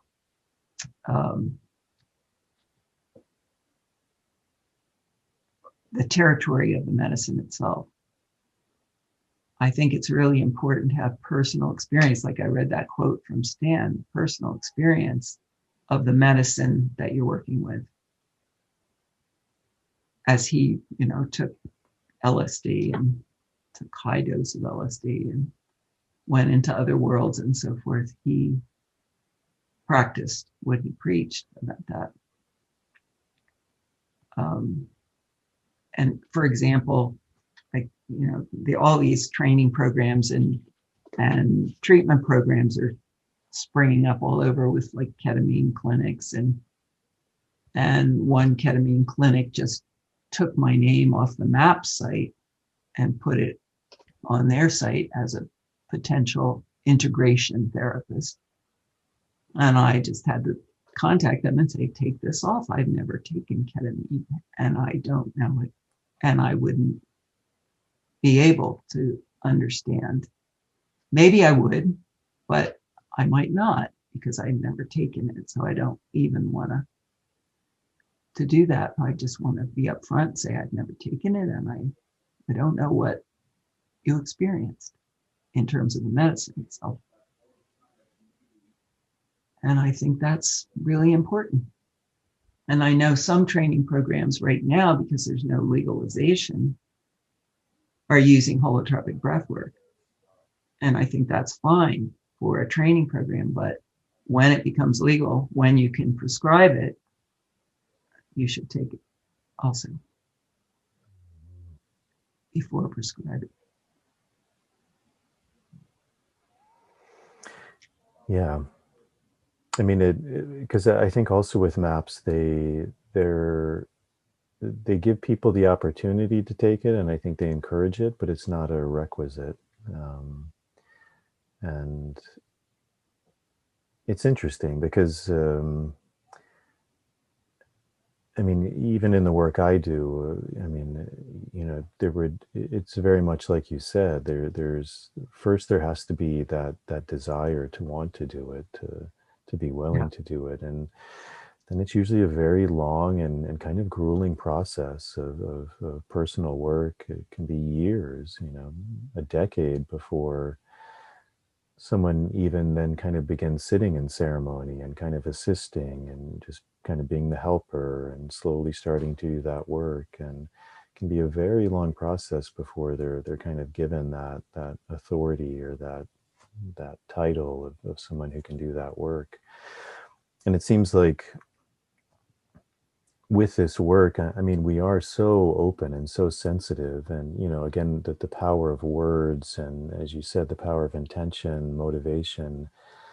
Even something I've had to learn to be very careful with, is one word can completely shift someone's experience, and if that's not something that's really from a place not only of working on the self, but working with other people and really understanding that power, there can definitely be consequences for that. Yes. But one of the things I talk about in my InnerEthics training is the power differential between, because it's there, whether we want it or not, whether we have ideals about equality and reciprocity and all, but it's often there. And it's what the client or the person what do you call the person? The client or the subject in the research, or the person who's taking the medicine under your care, what do you call that person? There can be different names. It could be client. In Spanish, we often use the word pasajero, which is like a passenger, a guest, someone who's coming for a particular time. Yeah.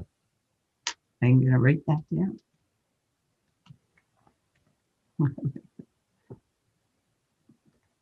I think words are really important. And I'm studying brain spotting now because I think it's really good for PTSD and other things, and also expansion work, because the focus of where you look connects to a spot in your brain and your body. And if you hold that spot with somebody who has intention and attention on you, amazing things happen. But they have an acronym, WAIT, wait, why am I talking? So not interfering with the process by using words. And they also teach something that I am finding new for me to learn and very valuable, is to use their words if they are talking and you are feeding back, and not, I always used to think it was more bonding to come up with my own paraphrase of what they were saying. It's like their words, their core words about their experience. And to have that come back to them is really important mirroring and validation. Mm-hmm. You probably know this already, but I just learned it because I was trained in a university about therapy. Do you think in terms of ethics that it's important to differentiate in terms of gender and in terms of like a man and a woman? Like I was thinking the other day, there was a South Park episode, and I can't remember the characters' names, but the older brother takes his younger brother to the police, I think, and he says, or no, he goes to the police and he says, there's a child that's being abused by his teacher, and all the police get their guns out and they're like, okay, like let's go get this abuser. This is terrible. We have to stop this. And they say to the young boy, like, what's the name of your sister? And he says, no, it's not my sister, it's my younger brother. Mm-hmm. And they kind of look at him and they go, well, who's the teacher? And he says, like, Miss Smith. And they're like, Miss Smith, like the really beautiful Miss Smith? And he's like, yeah, that's the one. And they're all just kind of like, wow. And it's also something I've noticed in my work. There are very much, as you were mentioning, it's a very sensitive state, and kind of crossing those sexual boundaries can be very traumatic for people. And And I think that's why, as you were saying, like often traditionally these were done in a group setting. I mean, I think most, I've heard many women say this, that, you know, even indigenous women, that they would never go to a male shaman by themselves. They would always Yes. Yeah. bring a friend or a relative. Um, I think that's also kind of, in a sense, just a bigger custom as well, in the sense that you would never kind of show up to a place alone. Like you would always come with family, because your family, in a sense, is like, it's like, well, this is who you are. These are my people. This is my lineage. Mhm. Like, and it's also not necessarily seen, like a lot of ailments aren't necessarily seen as a purely individual ailment. There's a How collective true. ailment.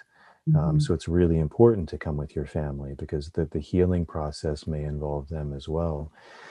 Um, but you know, there have been many cases of of that I think are becoming more well known, of male shamans, male curanderos, crossing those boundaries. And again, that can be very complicated as well, because what those boundaries are may be, you know, they're different depending on who that person is, and um, you know, what's seen as appropriate, what's not seen as appropriate. I mean, I think many people would probably agree, yes, like having sex with your client is not acceptable, but is touching their head acceptable? Is touching their chest acceptable? Is blowing on them acceptable? You know, it's, Right. and this is where things can get a little tricky too. But at the same time, you know, I've seen many women healers do that, and there's no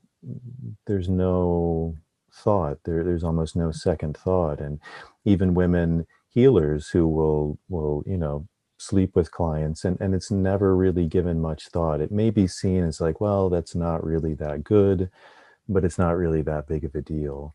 Uh-huh. Um, so do you think it's important that because also in many indigenous cultures, like there often was like a coming of age training, or something that was very gendered, like, you know, this is the role that you're taking. There's certain powers, there's certain gifts that who you are, not only your gender, but you know, even like one's name was given to them after a number of years, when they were seen, like, this is who you are, these are your strengths. You, like, you're, each person is different in a way. um, I know this is kind of a long question, but do you think there's a place of importance of like recognizing that potentially people's roles are different, like the energy, uh, you know, that a man is going to bring in a ceremony can be very different than potentially the energy that a woman would bring. I was also reminded, I was interviewing a friend of mine.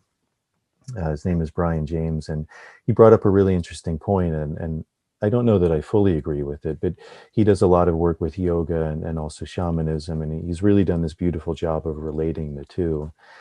But he was saying, like, very often the shaman would live on the outside of the village, because they were always viewed as carrying a lot of light, but also you had to be a bit cautious of them, because they had this potential for great harm too. And you know, traditionally, even in the Amazon, there's very much this quality of light and dark. There's good work, there's healing work, and then there's dark work, there's harmful work. There's the curandero, the healer, and the brujo, which is the Right. witch. Or, and you know, very often the witch was the curandero of the other group. You know, so it was always Right. the other. They were the bad guy and we're the good guys. But kind of this interesting point of even this role of the curandero, it was often, you know, and it's still this way today. You know, often when Western medicine fails, people will go to these indigenous healers, but they still have a fear of them. And you know, a lot of that is cultural. A lot is also through the introduction of Christianity, really demonizing these people. So there's that, but there's also, I think, just an inherent feeling that if someone does have that power to heal, like, that means they have a lot of power in a way. And that power, if it's not checked, it can be used for harm, and not even necessarily intentionally for harm, but much as you were saying, like, maybe if the motivation just isn't clear, that power can be very intoxicating in a way. Yeah, and I think we all have that. When we get into mastery, we all have that place where we have to bring things into balance, or we have to become aware of it so that we can make good choices. And that's what I was saying about, and I think we're in agreement that company is stronger than willpower, as my guru used to say. That, you know, if you do peer supervision, or you have supervision, or you're doing a communal ceremony, a lot of those issues are taken care of. But I think and I think both the pasajero and the shaman need to be aware of that everybody has both. And raising the awareness about that is really good. And it's not, in most cultures, it's not explicit. I shouldn't say most cultures, because I don't know most cultures, but certainly not in ours.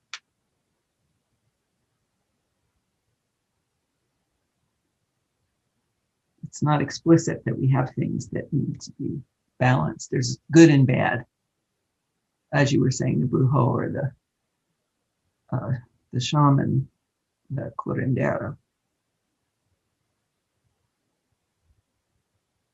But we're both.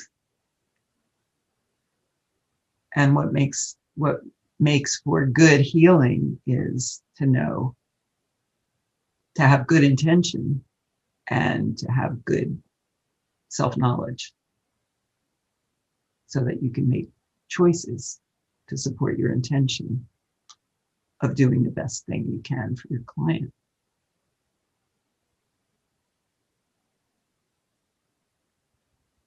And to be around people who can help you know that brujo part of yourself and help you make a better choice when you need help. I think shamans in a village were probably pretty lonely people and didn't have much of that, unless they had fellow shamans in the village or fellow shamans in other villages that they could talk to. But it's a pretty lonely thing to have spiritual knowledge like that and be put in that position.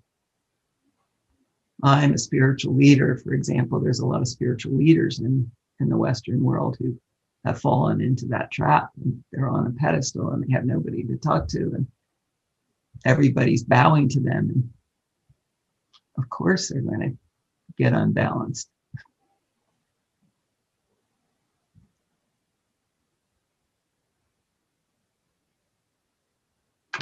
It's interesting because I mean, one of the words for shaman is also doctor, and I think it's often a very good analogy.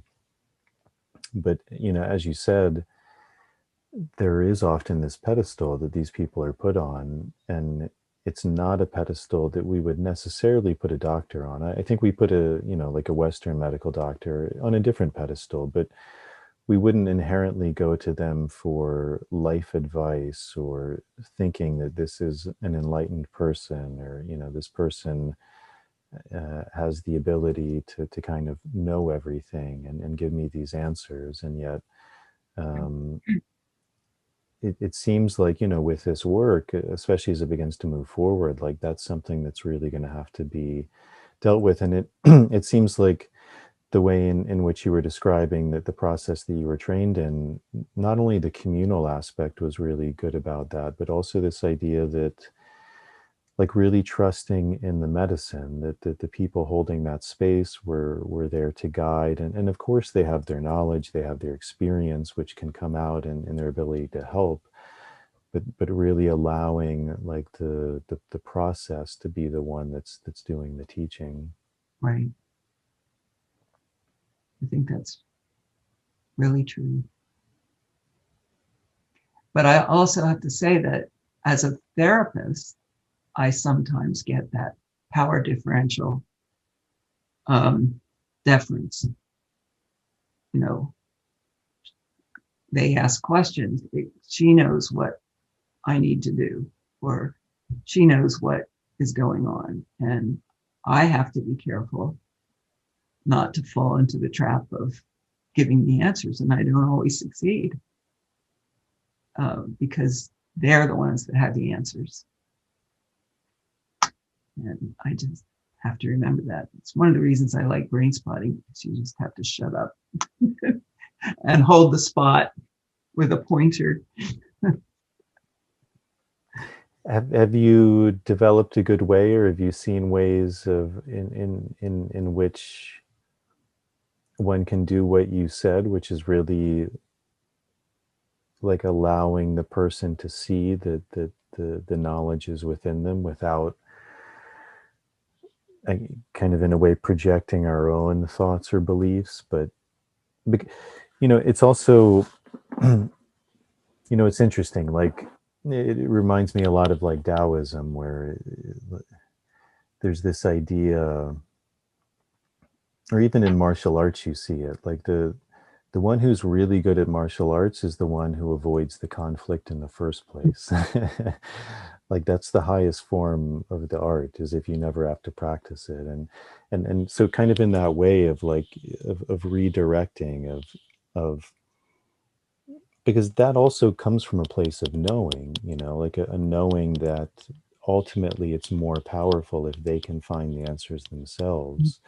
And that takes a real skill and a real mastery of being able to direct them, because it's, from my experience, it's much more powerful if we can guide someone to say like, oh, I found this myself, then it's real. It's something that's revelational, truly in that sense of the word for them, rather than, well, this is how it is. And that does take some skill. And it also takes knowledge of the territory. And sometimes I think there's a place where we hold the transference.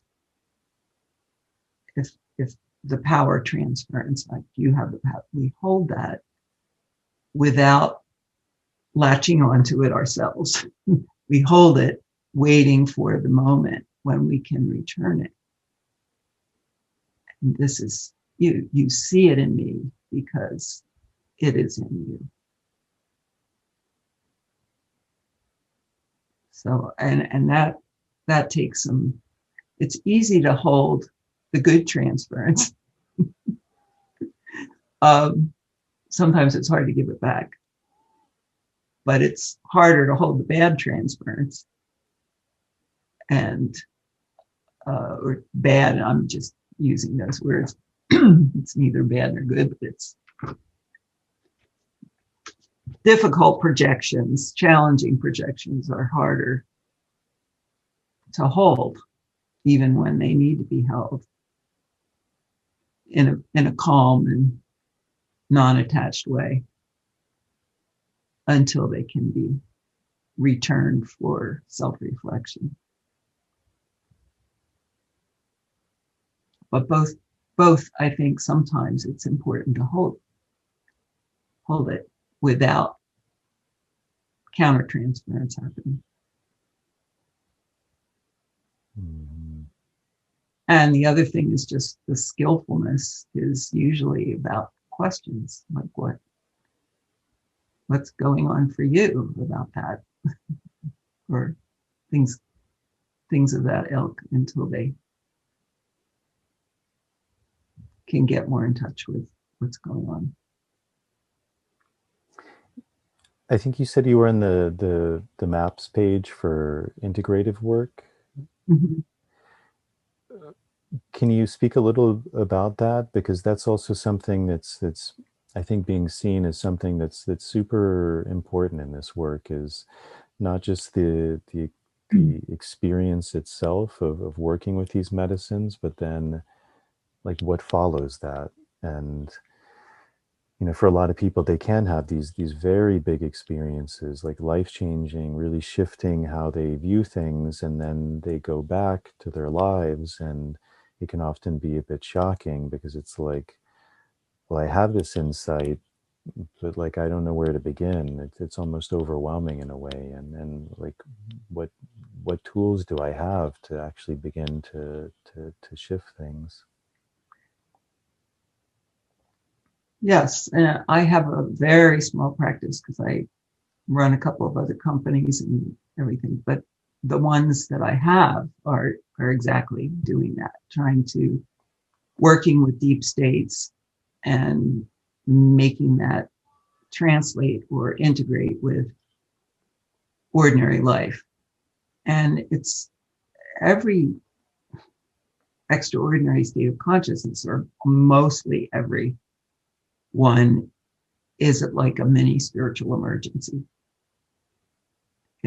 It's a paradigm, what I call a personal paradigm shift. We break out of some kind of a box of beliefs or needs or the way it is idea, and then we're in a new place of cognitive dissonance between the old beliefs and the new beliefs or the new experience or understanding of the way it really is, at least at that point, before the next one happens, and that one is too old. And how does that fit into ordinary life? Or, you know, Michael Harner used to talk about dancing your experience, or dancing your power animal, or whatever, and some way of bringing that experience into ordinary life that is in the tangible material world, so that one, you can remember it and remember the insights, and two, you can make your life express this experience. Make it different. Do you think that's something that will really become a part of kind of this hopefully this training, is really having an emphasis on the follow-up care? Because it seems like that's what MAPS is also doing, is they are putting a lot I think of they're emphasis very on interested in that. Yeah. Mm-hmm. MAPS has done an amazing job, and it's mostly Rick Doblin that's done that. He has done a great job of getting us to this point, but right now we have to somehow make it work in a practical way, and that's up to all of us to do that, to talk about the issues and make sure the trainings include what they need to include, and expect this of our practitioners. Well, Kylea, we're a bit over 2 hours. Goodness, I don't want to yes. take up too much of your time. Is there anything you'd like to talk about that we haven't gotten into? I can't think of anything. We talked about a lot of things. I forgot to ask you one question I wanted to ask you. Can I do that? Yeah. You talked in the Clubhouse panel about the agreements that were so important to you before ceremony to make with pasajeros. And I would love to know what those are for you.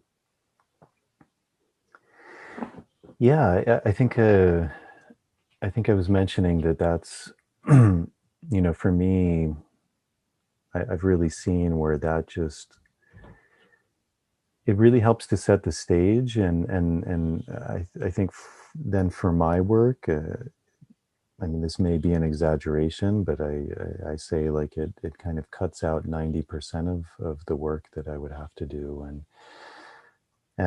so I think it's really important, because also, as you were saying, like when we are in these extraordinary states, we're very open, we're very sensitive, and the rational mind isn't necessarily working at its peak level. So, you know, I found, you know, for example, like one of the I call them agreements, and so uh, these are things that that I think most of them, if not all of them, are in like a workshop agreement that we have people read through and sign. So they've already signed it, which I think is important, because even before they come, it's like, hey, these are the agreements we have, um, and you know, it's up to you. Like, you don't have to come. There's other places too, but for the work we do, this is how we do it, and this is why it's important. Um, Within that workshop agreement, we don't necessarily speak about why it's important. And so I think that is important to also explain a why, you know, like, why are these agreements in place? Um, so like some of them, and I would usually do this like in the introduction talk, when we're meeting with the guests and talking about the ceremony and how it's going to run. So, for example, one would be like only getting off your mat, because people are on mats throughout the whole ceremonial process, like only getting off your mat to go to the bathroom. And that may seem like a kind of obvious one. Like, of course, if you have to go to the bathroom, you can go. If you need help, we'll help you.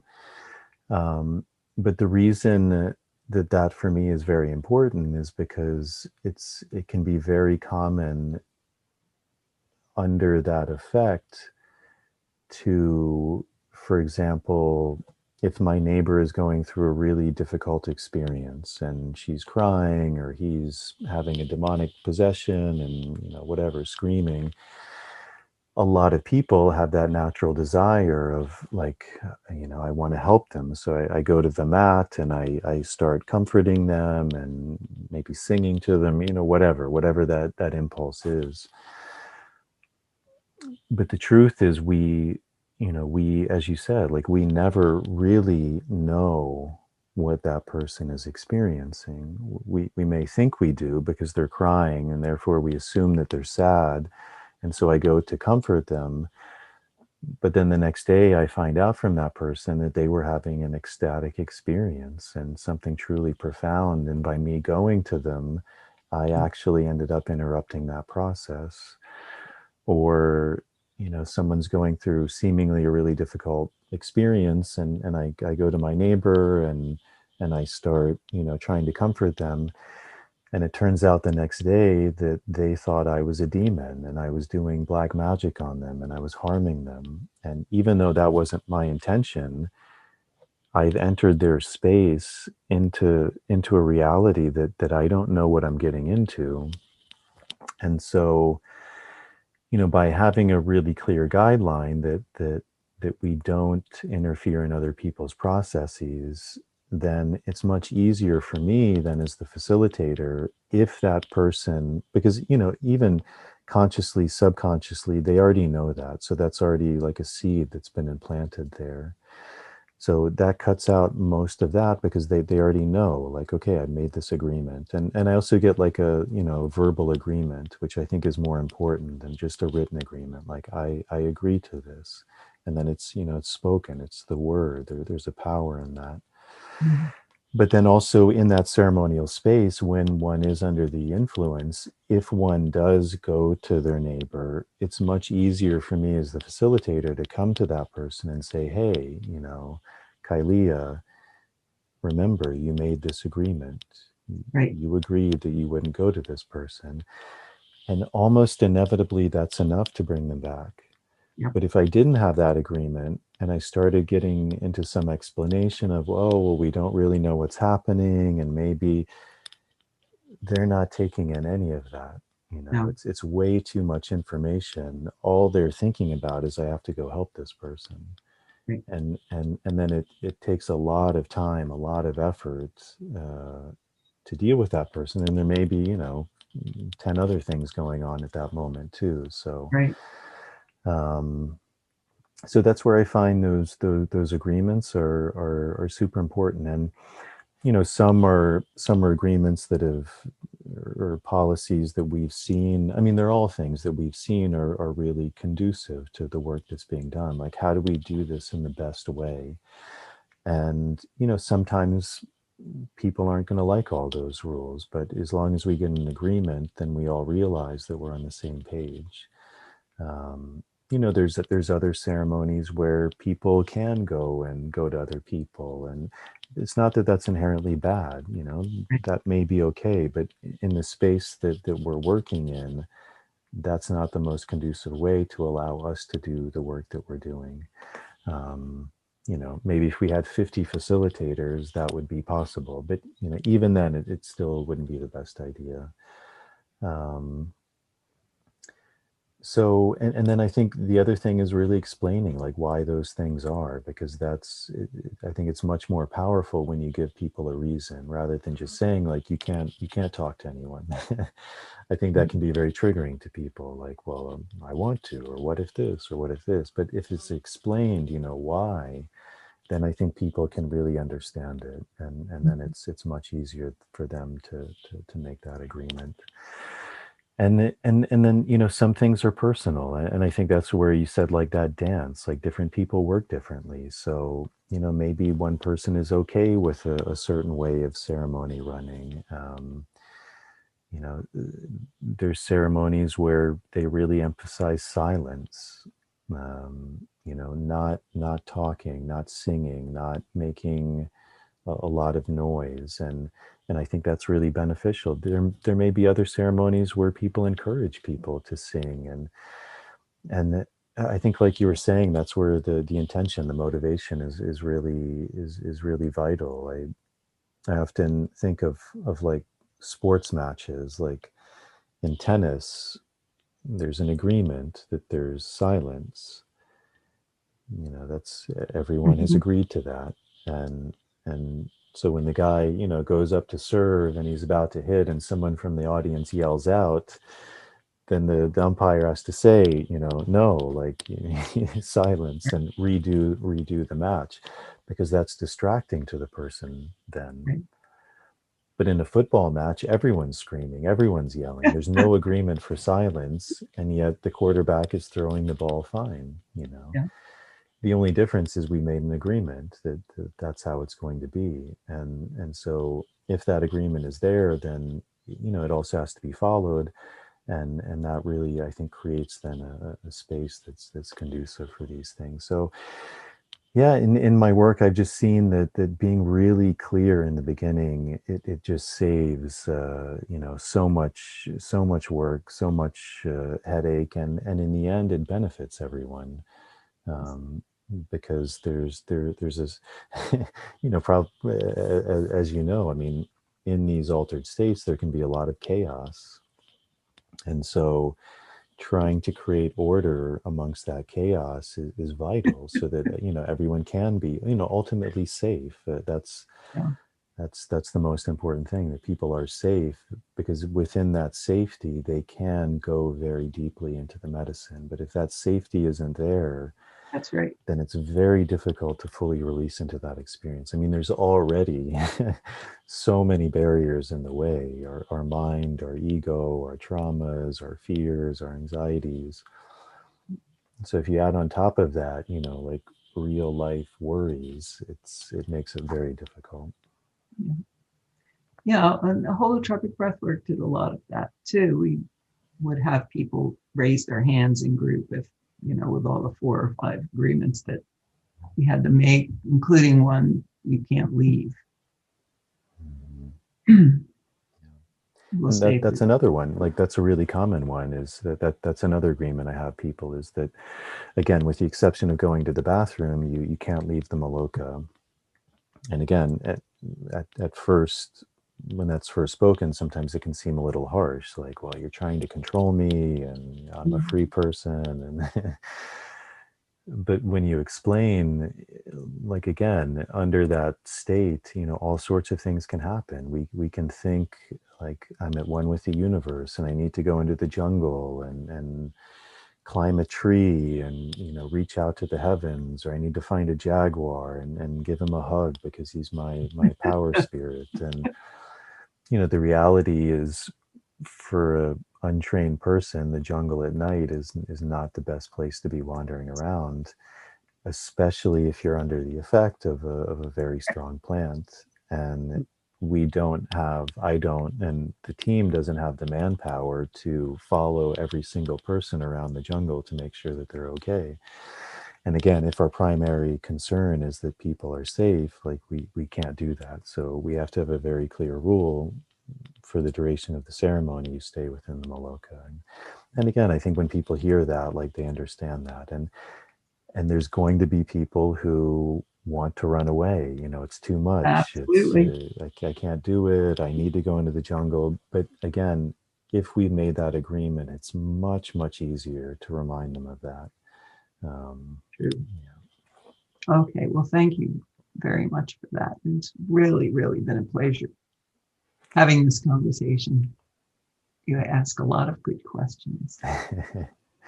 Yeah, well, thank you so much for coming on. You have a beautiful quality about you, and I really enjoyed doing the previous conversation together. And thank you so much for coming on. And if people are interested in learning more about you or working with you, is there a way they can do that via your website? Or My practice is pretty full, but what I'm really working on now is teaching InnerEthics. I'm teaching in the training programs, and at some point I want to teach people to actually teach it.